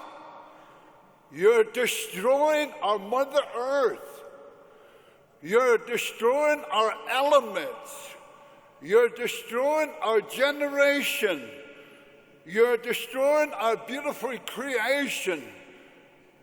As indigenous Indian people, you have classified and identified our ceremonial belief as taboo, superstitions, evil. You even identified us as barbarians and immigrants, and then also minority. Only a dead Indian is a good Indian. That's how you classify us. That's wrong. Who are you to tell us that? Where are you coming from? Where are you coming from? Why are you here? What's your purpose? Where are you going? You got to be positive. You came here 1492 as foreigners, immigrants, Europeans. That's when you came over seeking for richness, wealth. The top of all is seeking for freedom, religion, democracy, peace, and justice for all. Look what you did to our people. You turned it around and abused us. You need to wake up. Don't identify our religious ceremonial belief. American Church, Peyote, where see a ceremonial belief as taboo, superstition, evil. Only a dead Indian is a good Indian, and that ceremony is going to take you to hell. Don't say that. Respect us. Look at me. I'm not invisible. I'm visible. Look at me. I have feelings. My Indian people has feelings. We're only humble, spiritual, renowned people of this continent. So understand that. And then respect our peyote religious ceremonial way of life. Don't sell it. Don't abuse our medicine and sell it. Put it in marketplaces. Don't sell our eagle feathers and sacred items we use and put it over there and make profit and money and get rich from it. You better slow down. Look at yourself. Look at your principle. Look at your Bible, your religious principles and ethics, and stop that and give it back to us. Give us back our sacred ground where we go to pray. Like we have our peyote that grows in Texas. There's a lot of people destroying the land. You need to wake up and say, hey, wait, please protect our sacred land where this peyote grows. So we could go there in peace and harmony. We don't want to buy it like a department of pharmacy. We want to go there freely to take it and have that spiritual harvest to the full content of our mind and heart, and to pray with it and to use it, plus all our other ceremonial way of belief. We need help. We need your guidance. We need professional people to protect what we believe in. And there's a lot of more I want to say, but we need your respect, your honor to help us, and to, whether it's financially, spiritually, holistically, however way you can help us. Again, I could say more, but that's the top of the line to tell you that, to share my feelings with you at this time and moment. I want to thank all the people that organized this. Say thank you for all the people. And I want to thank the Native American Church of Salt Lake, Ashipito. My grandsons, my relatives, went through hardship. We didn't come here to stand before you. It wasn't easy. We had to go through all kind of struggle, but we made it. Thank you. Aho.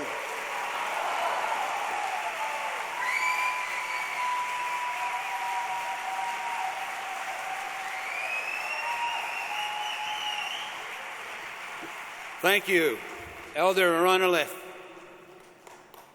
And I will take home with me what he had said. Look at me, I am not invisible. I would like to introduce our next speaker. Her name is Darlene St. Clair, and she's an associate professor at St. Cloud State University, where she teaches American Indian Studies and directs the Multicultural Resource Center. She is Bewekan Tunwan Dakota, and I'm sorry if I didn't say that right, but she's from Minnesota. Hi, can you welcome?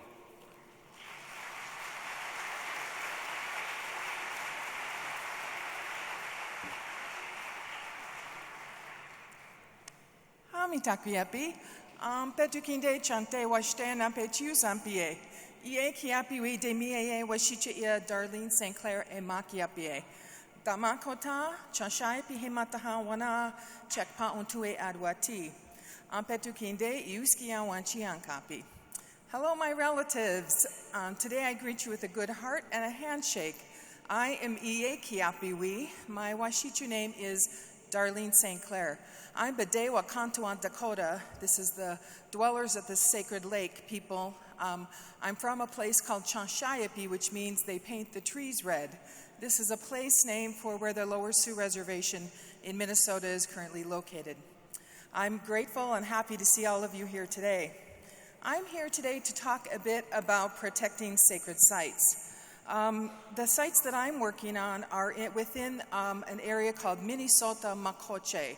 This translates to the land where the waters reflect the skies, which is the region where the current state of Minnesota is located. I want to say, however, that the places that recognizing the indigenous places, the sacred places of indigenous people, is really all of our work. So no matter where you go, no matter where you travel, the resources that you use, we need to make sure to recognize that these things come from places that indigenous people care deeply about. Protecting our sacred sites from mining and other resource extraction, other forms of development, even recreation, these are efforts that we need to engage in to protect our sacred sites. I'm currently working on protecting sacred sites for Badewa Kantuan Dakota people in Minnesota Makoche. The challenge for us is that our sacred sites are located within a large metropolitan area of about 4 million people.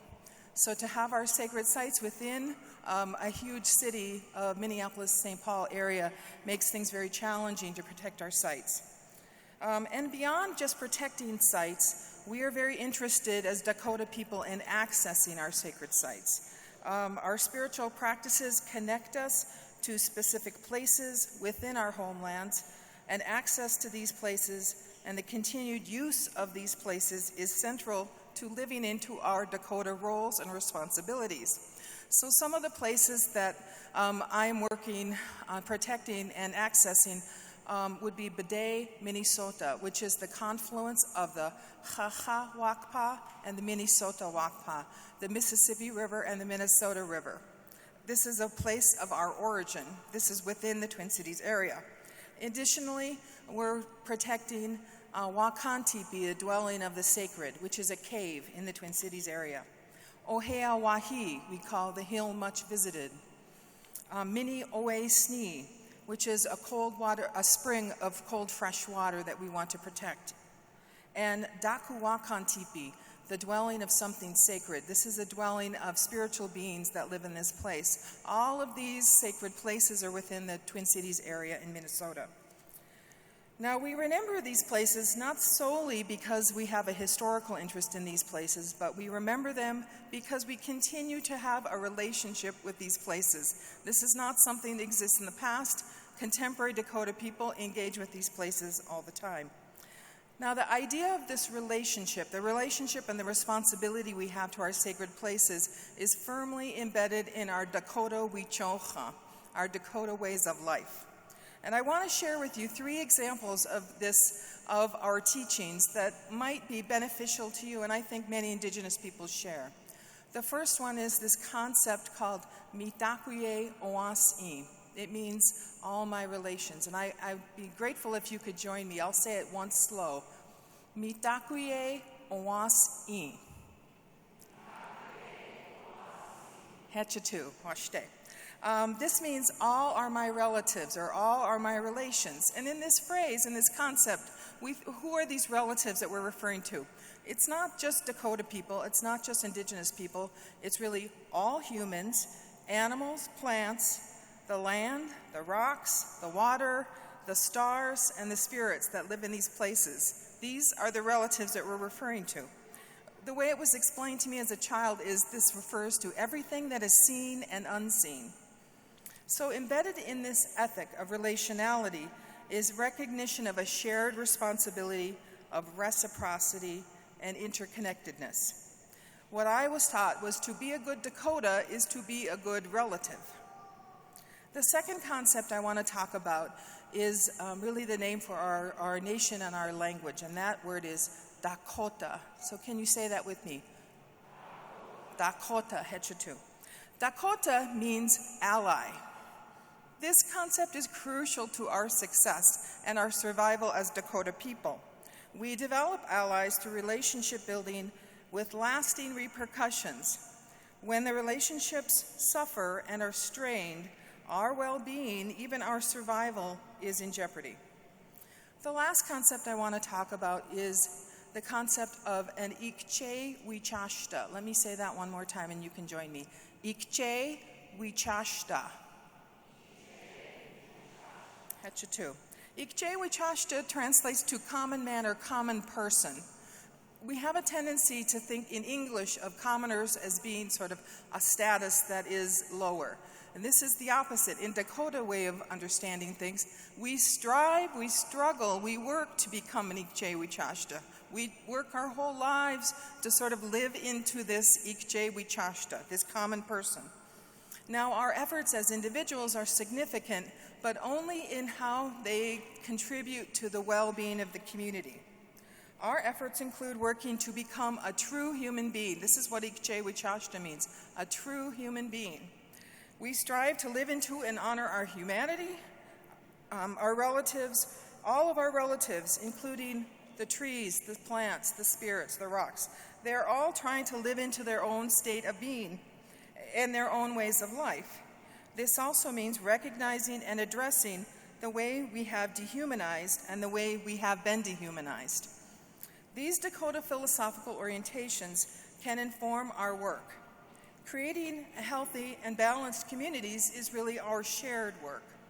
So I want to thank you for your kind attention today, and I want to thank you for considering ways that our Dakota Wichocha, are these traditional philosophical orientations, are important to Dakota people as we strive to protect our relatives and protect our sacred places. And I appreciate your joining with us to protect our sacred sites worldwide. Nina Piramayapiye.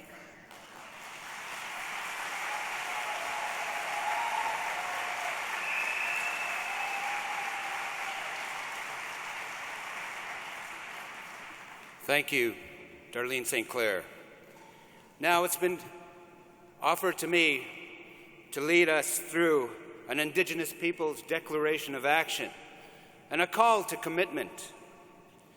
While many well-intended words have been written and spoken in many languages in support of our Indigenous survival, it is through action that those words will have meaning and become reality.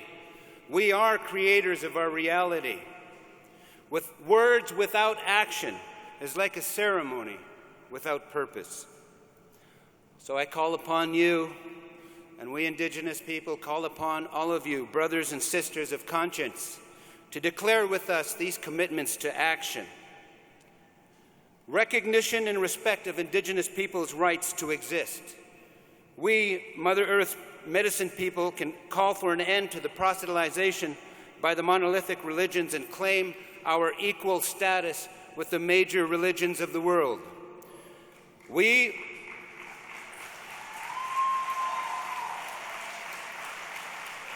refuse to be subjugated to attempts to convert us away from our ways of ancestors through evangelism, non-recognition of our rights to exist, limited access to resources, and the continuing dispossessions of land and acts of terrorism. We also declare an end to the desecration of sacred sites. We hold the ancestors, the Mother Earth, forces of nature, mountains, rivers, trees, winds, storms, and all living beings as sacred and worthy of reverence. This worldview is key to reversing the path of disaster on which all inhabitants of our sacred Mother Earth tread. We invite all of you, our brothers and sisters and children of the Creator, to invoke and respect the sacred spirit of the natural world, thereby ending their desecration. We also declare to love our Earth Mother. We declare that all people need to love Earth Mother for her beauty, as it is reflected in our mothers, our sisters, wives, daughters, and all women. Also, we believe that all people need to behave in a manner that demonstrates and expresses thanksgiving for all the gifts our Mother Earth has provided.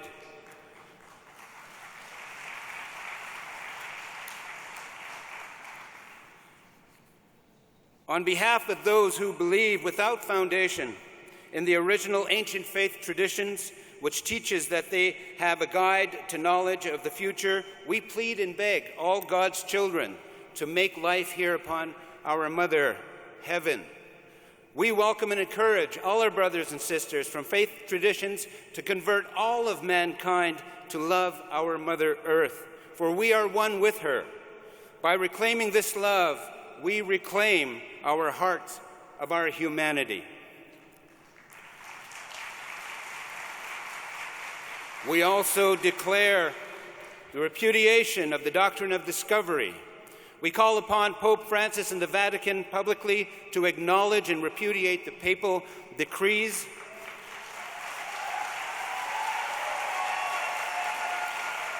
that have legitimated the original explorations that have evolved into the dehumanizing doctrine of Christian discovery and domination in laws and policies. We also declare an end of violence against Indigenous women.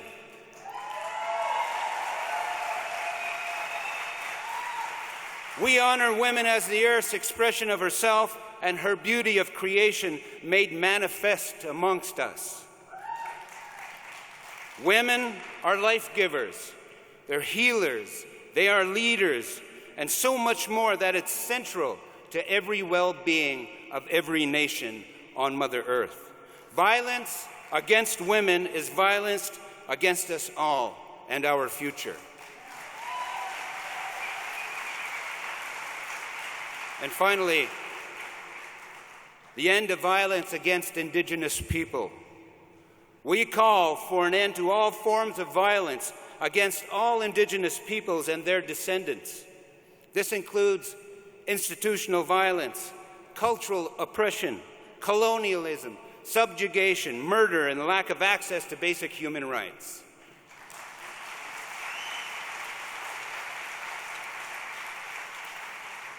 Now, you may have heard of the campaign about just say no. I want you, and I challenge you to just say yes, I will.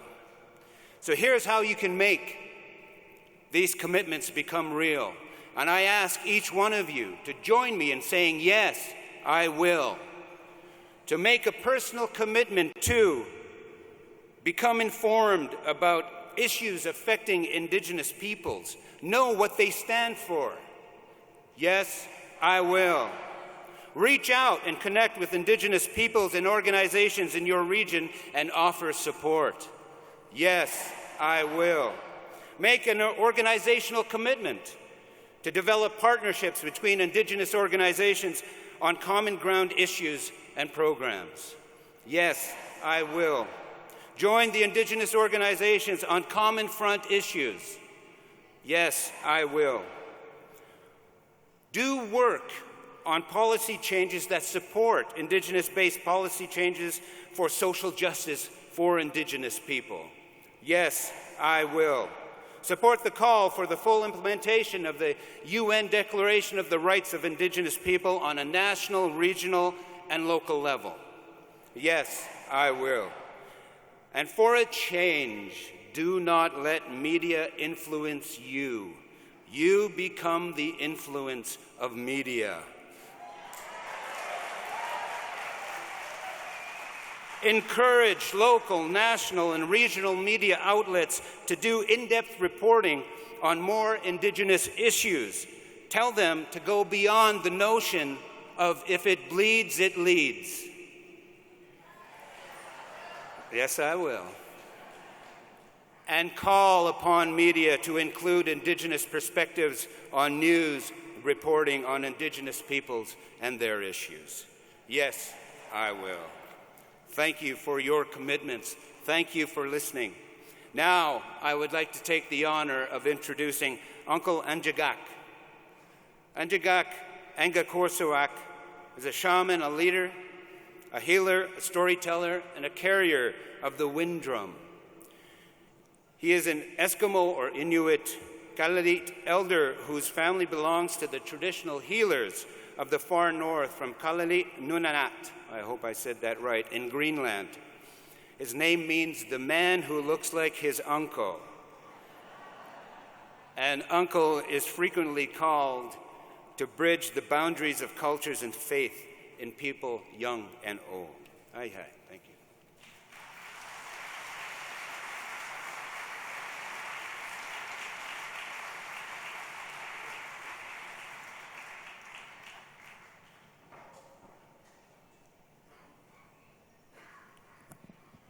Oho!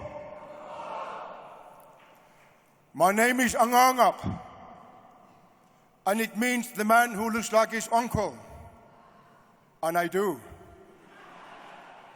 I was named after my uncle. His name is Kuyagi, the beloved one, who was named after his uncle, Angangap, who was named after his uncle Kuyagi, who was named after his uncle Anganga.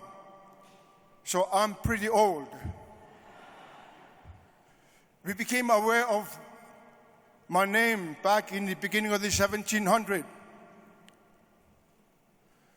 But thank goodness for L'Oreal, I look pretty young. So I would recommend dark brown underlying cream.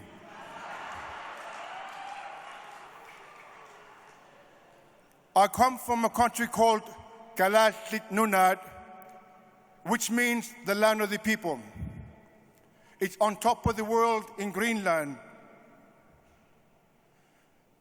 And it happened to be the only country on earth where people live, where there has never been war. I noticed that here in the land of the Ute, there had been many wars. And Ute are my family. I feel for them that they had to go through the pain of killings. And I noticed the same thing all across South America, Caribbean, Pan America, and North America. One day, it will be so good for you to come and visit me. You will come to the oldest crust of earth, next to my grandmother's land, our sacred land. And there has never been war. And the only thing we know is something called peace.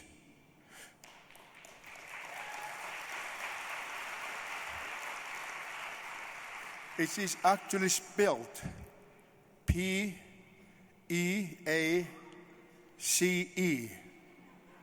I know you don't know anything about it, but you dream that one day you will have peace. Come up north. I came to this country of Uchi people. I was expecting that one of my nephews would be meeting me at the airport. I didn't find him. But I did touch the earth, knowing that I am in the land of the Uchi people. And I asked people in the airport, where do I go? They say, go to the big city, and you will find 2 teepees outside. And I walked in, I realized that the Uchi people have big, big houses. So, of course, no one welcomed me there either. So I thought, I want to find their kitchen. I walked and walked and never found their kitchen. Then I realized that Uchi people, whom the Americans called Ute, that they don't drink coffee. So hopefully before I leave this country, somebody will offer me a cup of coffee. Because it is an ancient Eskimo medicine.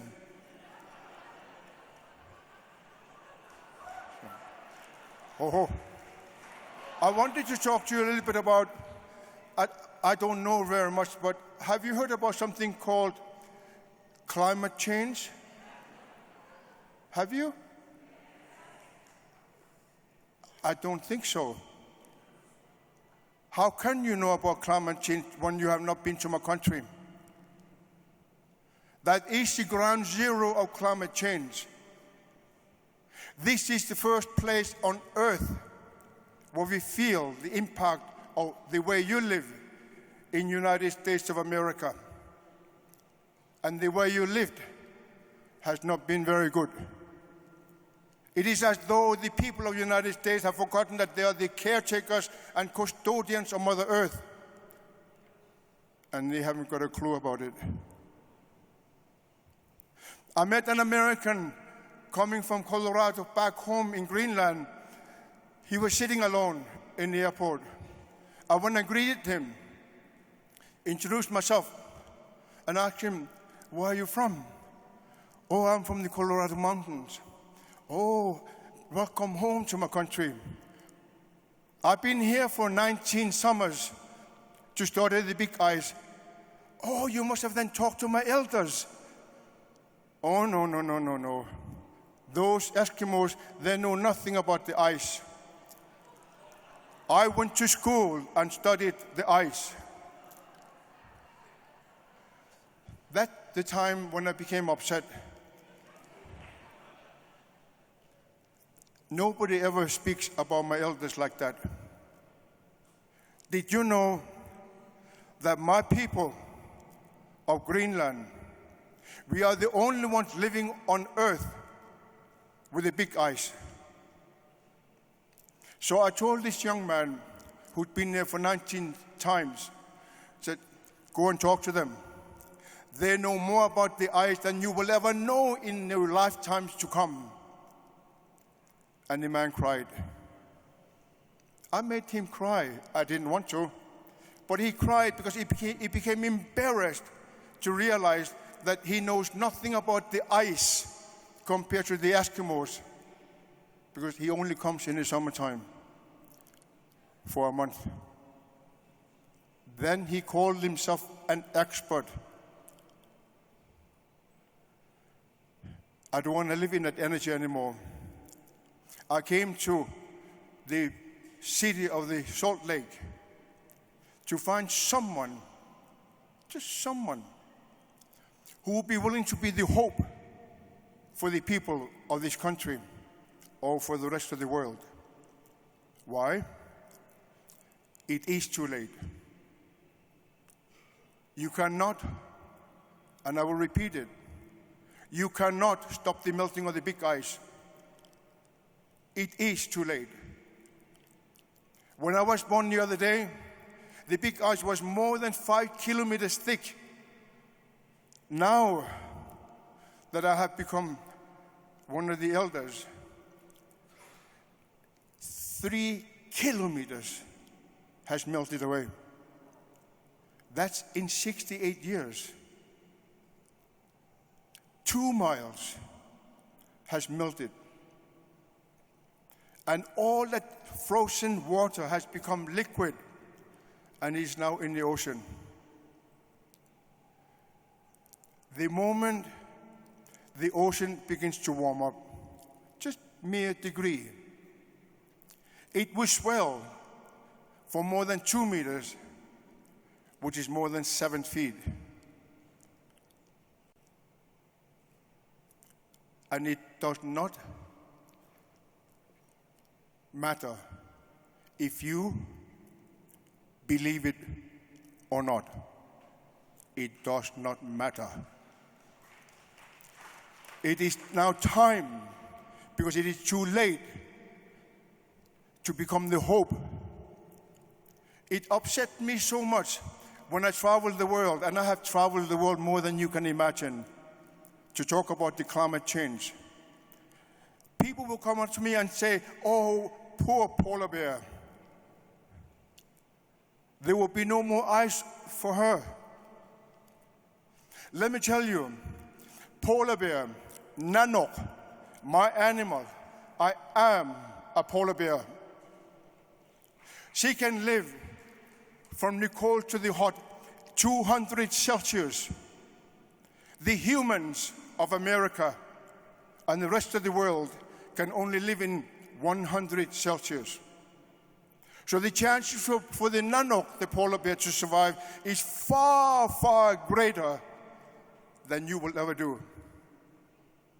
So time has come to find somebody who is willing to be the hope for mankind. Mother Earth, Nunaswap, that's how we call her. She's going to be fine. Don't worry about her. She's stronger than you. You have no strength. You have no capacity to change. I was in New York last year, and I told a big meeting about it. Did you know that some of the people laugh at me? The people who laughed at me, I told them, "Have you ever heard about something called circle?" The circle which has no beginning, no ending, in which we all belong. The beauty of the circle is that we cannot see each other's backs. And the strength of the circle is that we can only see each other's beauty. They stopped laughing. But now it's too late. You are the only hope. The big river will come,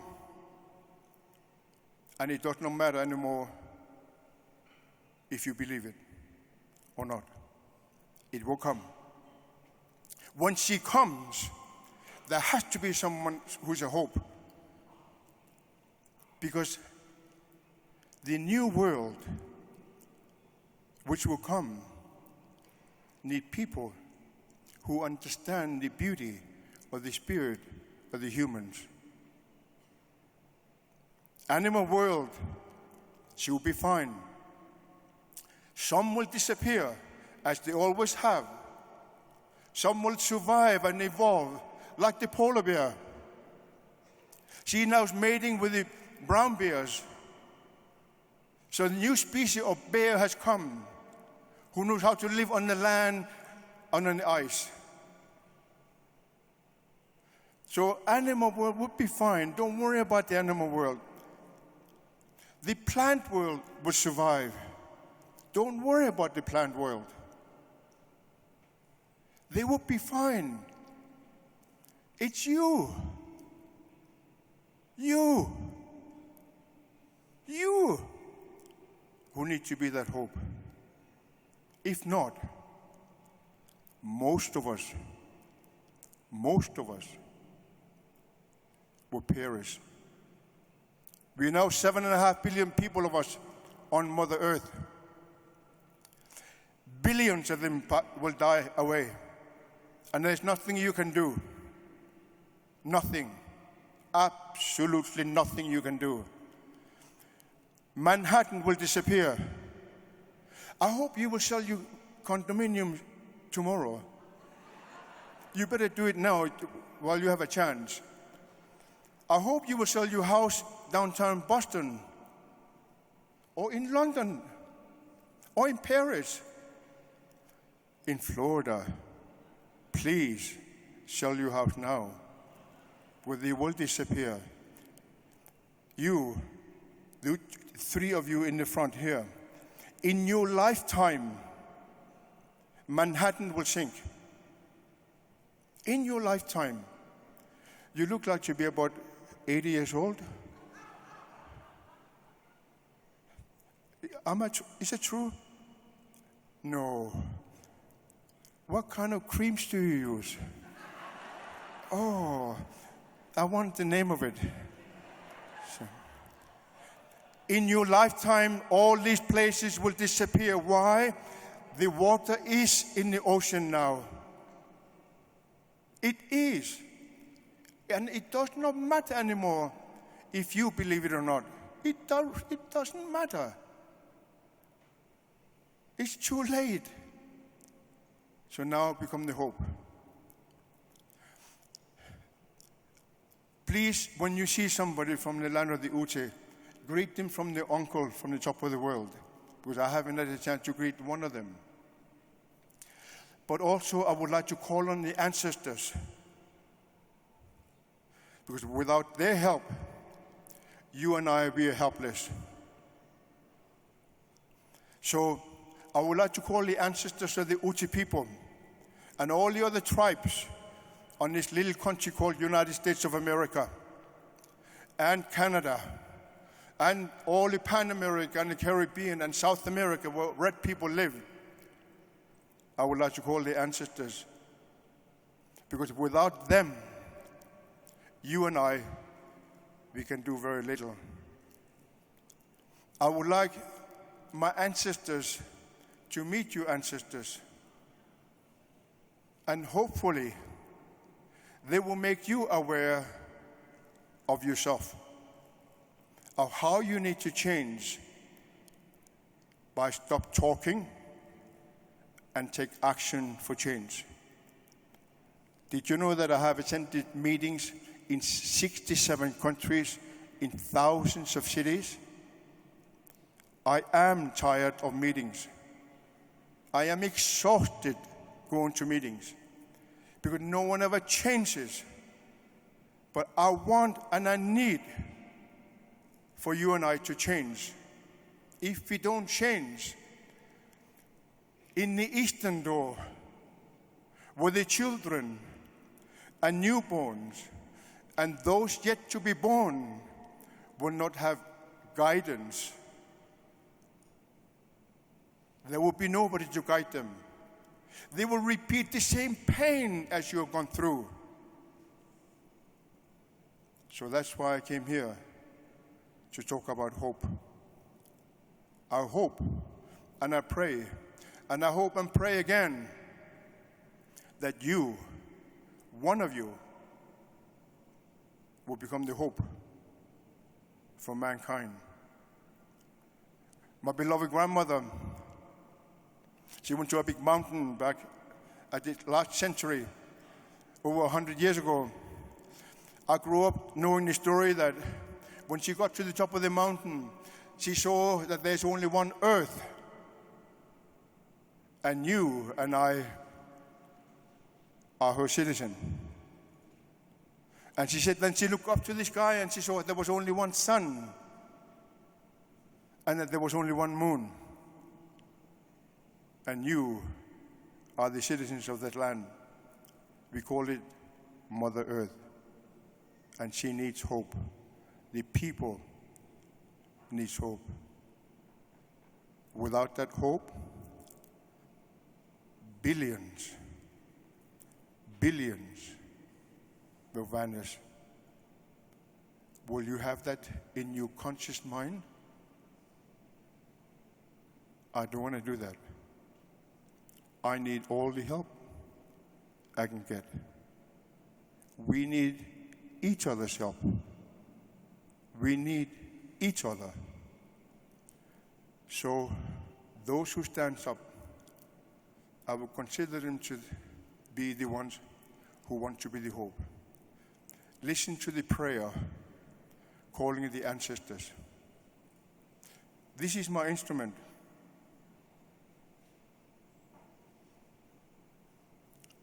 Her name is Qilaud. It means literally an instrument from the great sky. Can you imagine that I come from a small village of 3 houses, about 20 people. I carry an instrument from the great sky. Who would ever thought that I should be the one to carry such an instrument of dignity, of spiritual strength, an ability to speak the language of the heart? My grandmother would say, when you come to the circle, ask them to close their eyes and open within and look inside you to find that strength and capacity which can make you the hope for mankind. Because mankind needs all the help and assistance they can get. You cannot do it alone, nor can you. We need the help of each other. This is a call for the ancestors. Listen.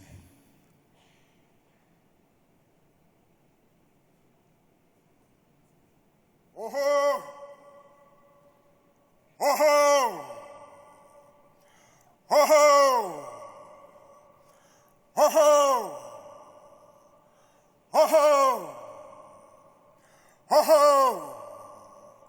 Oh-ho! Oh-ho!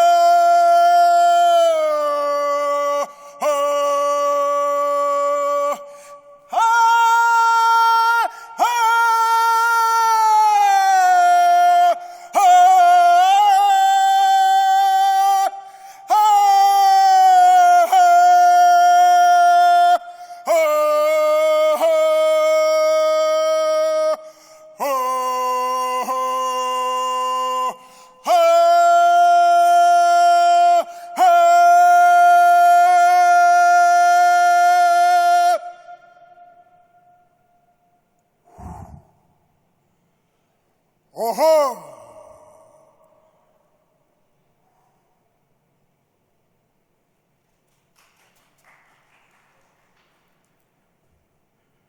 The Great One, I ask you, and I pray to you, hoping that somehow I did not come to this faraway land in vain, because I have no more time to look back. I can no longer afford it. Help me to find these individuals who are willing to become the hope for mankind.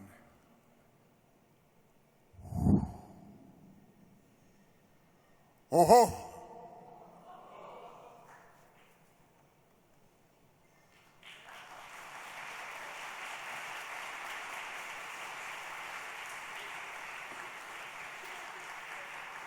Okay, I'll take it up too. Thank you very much, Uncle Anjagak. I'd like to introduce Chief Oren Lyons. Chief Lyons is the faith keeper of the Turtle Clan of the Seneca Nations of the Iroquois Confederacy. He is a highly recognized, honored, and respected advocate and author on Indigenous rights.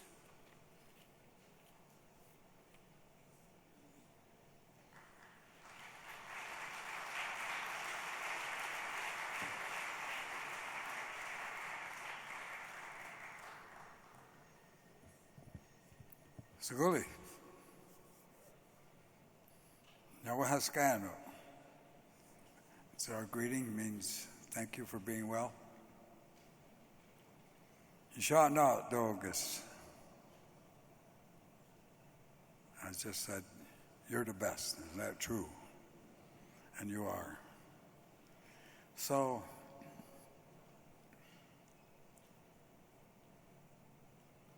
I wanted to thank several people here, for the work that they've been doing over this period of time.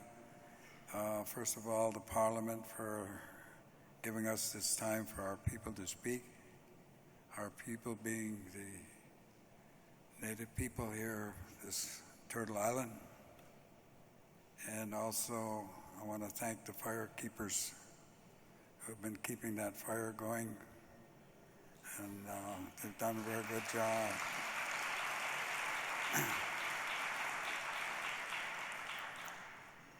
And I want to thank the volunteers.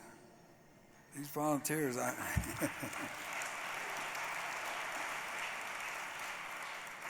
I'd still be lost if it wasn't for them. This is a huge building. Thinking about that, this man, Joseph Smith, he started a journey not far from our country, not far from our village, the Onondaga Nation, probably 75 miles or so away from where he started his journey. And he didn't start that long ago. And I'm amazed at the building that is here. So he found his way all the way here. But really, he understood the terms of persecution. It wasn't a voluntary move. It was a move that they had to do. And so our people have suffered the same relocation. That's a kind word. That's a kind term. Relocation. It's making new names for how people treat one another, and we call that ethnocide now, when you remove a people from their land and make them some other place, imposing on other people on other lands. So we have a history, and the journey that Joseph Smith made here is long, and built a place where only our Ute, Paiute brothers and Shoshone brothers and the nations who reside here knew how to live here. It's a hard land if you don't know. how to live here. So over this journey that we've been making, the indigenous people, when we went to Geneva in 1977, Francois was there, you know. I don't know how many other people here who were there when we went to Geneva in 77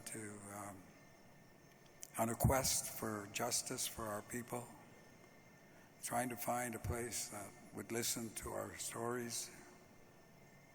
And it was an amazing journey for us. And we thought when we left that we were going to come to this great place of justice. And surely when they heard our stories that they would bring peace and justice to us. It was like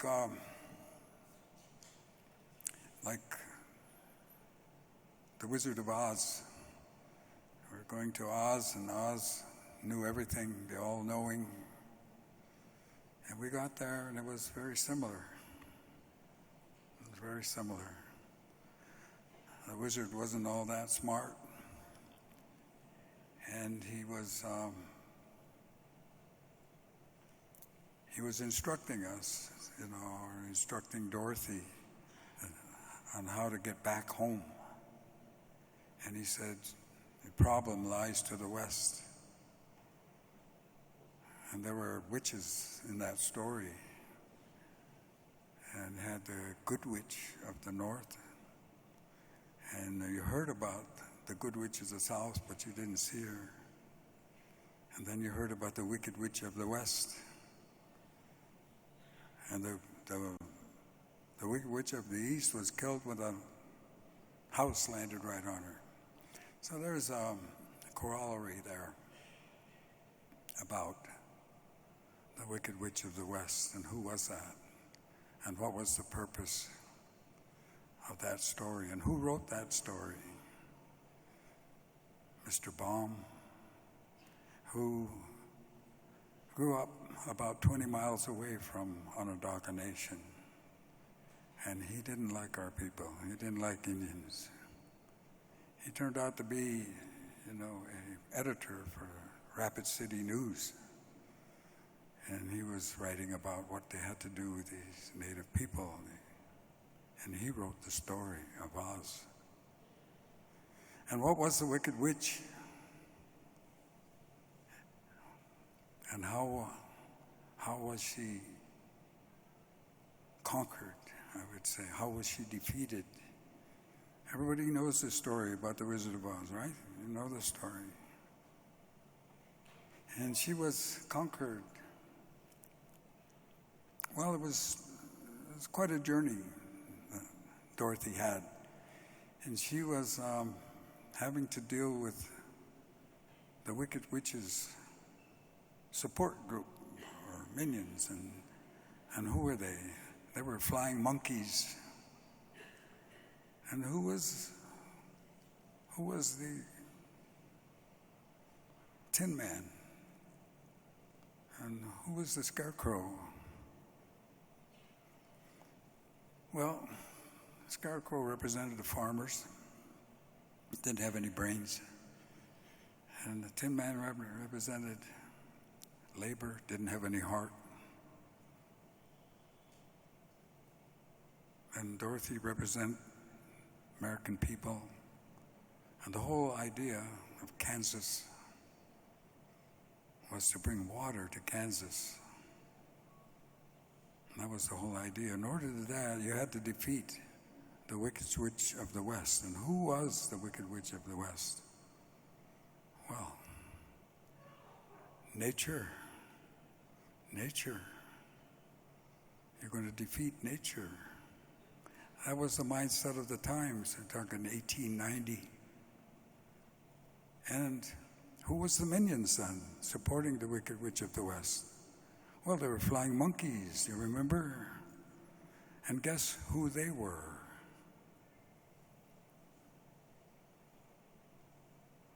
They were us. That's your story. and you're going to defeat nature. And how are you going to defeat nature? They said with water. You remember? Water landed on a witch and she just went down.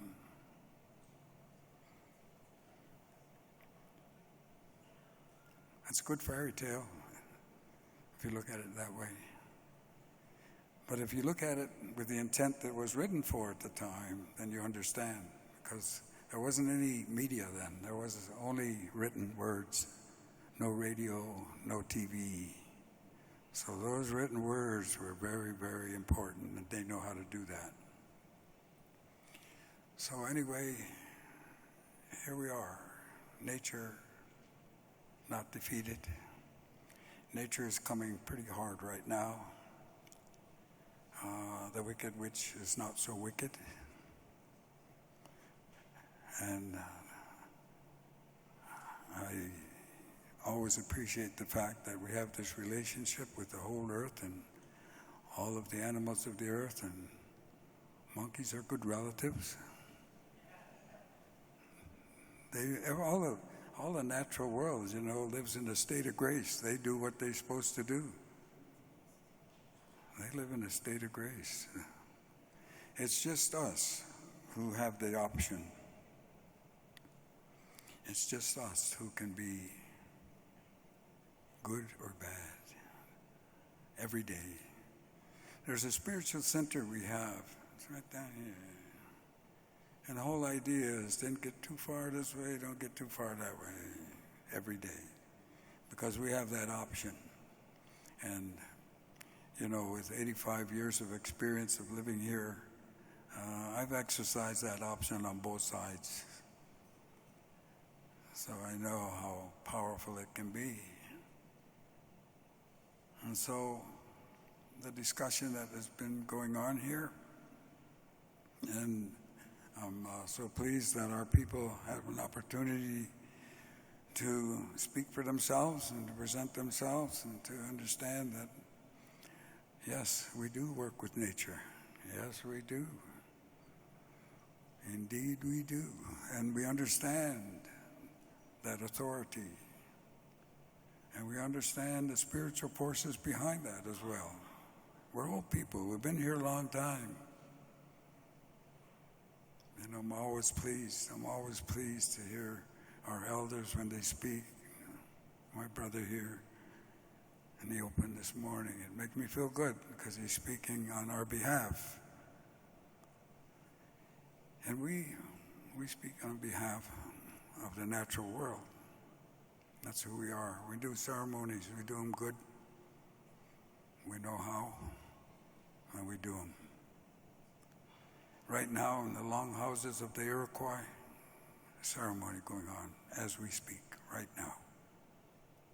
And I should be home with that. But they said this is important as well. Go see what's going on. Help if you can. And so that's what we do, and that's what I'm trying to do here. Be helpful, whatever I can. And hear and learn. Diversity is probably the most important element of nature. Diversity. Very, very different forms of life, but everyone related, all connected. And then the diversity of our people, human beings, species. As I was pointed out the other day, we come in all colors. We're all colors, Still people, like dogs. Dogs come in all colors, all shapes, all sizes. They're still dogs. They still get together, and we can the same way. We can change blood, whether you're black or white or yellow or red, whatever color you want to be, or you can change blood with one another. You can't get closer than that. We're related. We're relatives. And we should treat one another that way, with respect. If there was one law that I know of on this Turtle Island that was everywhere and all the time, that was the law of respect. Respect was the law It was a rule. Respect for everything. Respect for all life. Respect for the future. Respect for the land. Respect for the water. Respect for yourself. A law. Never written. No judge. A law. Respect. I think they're telling me I gotta go. And I respect that.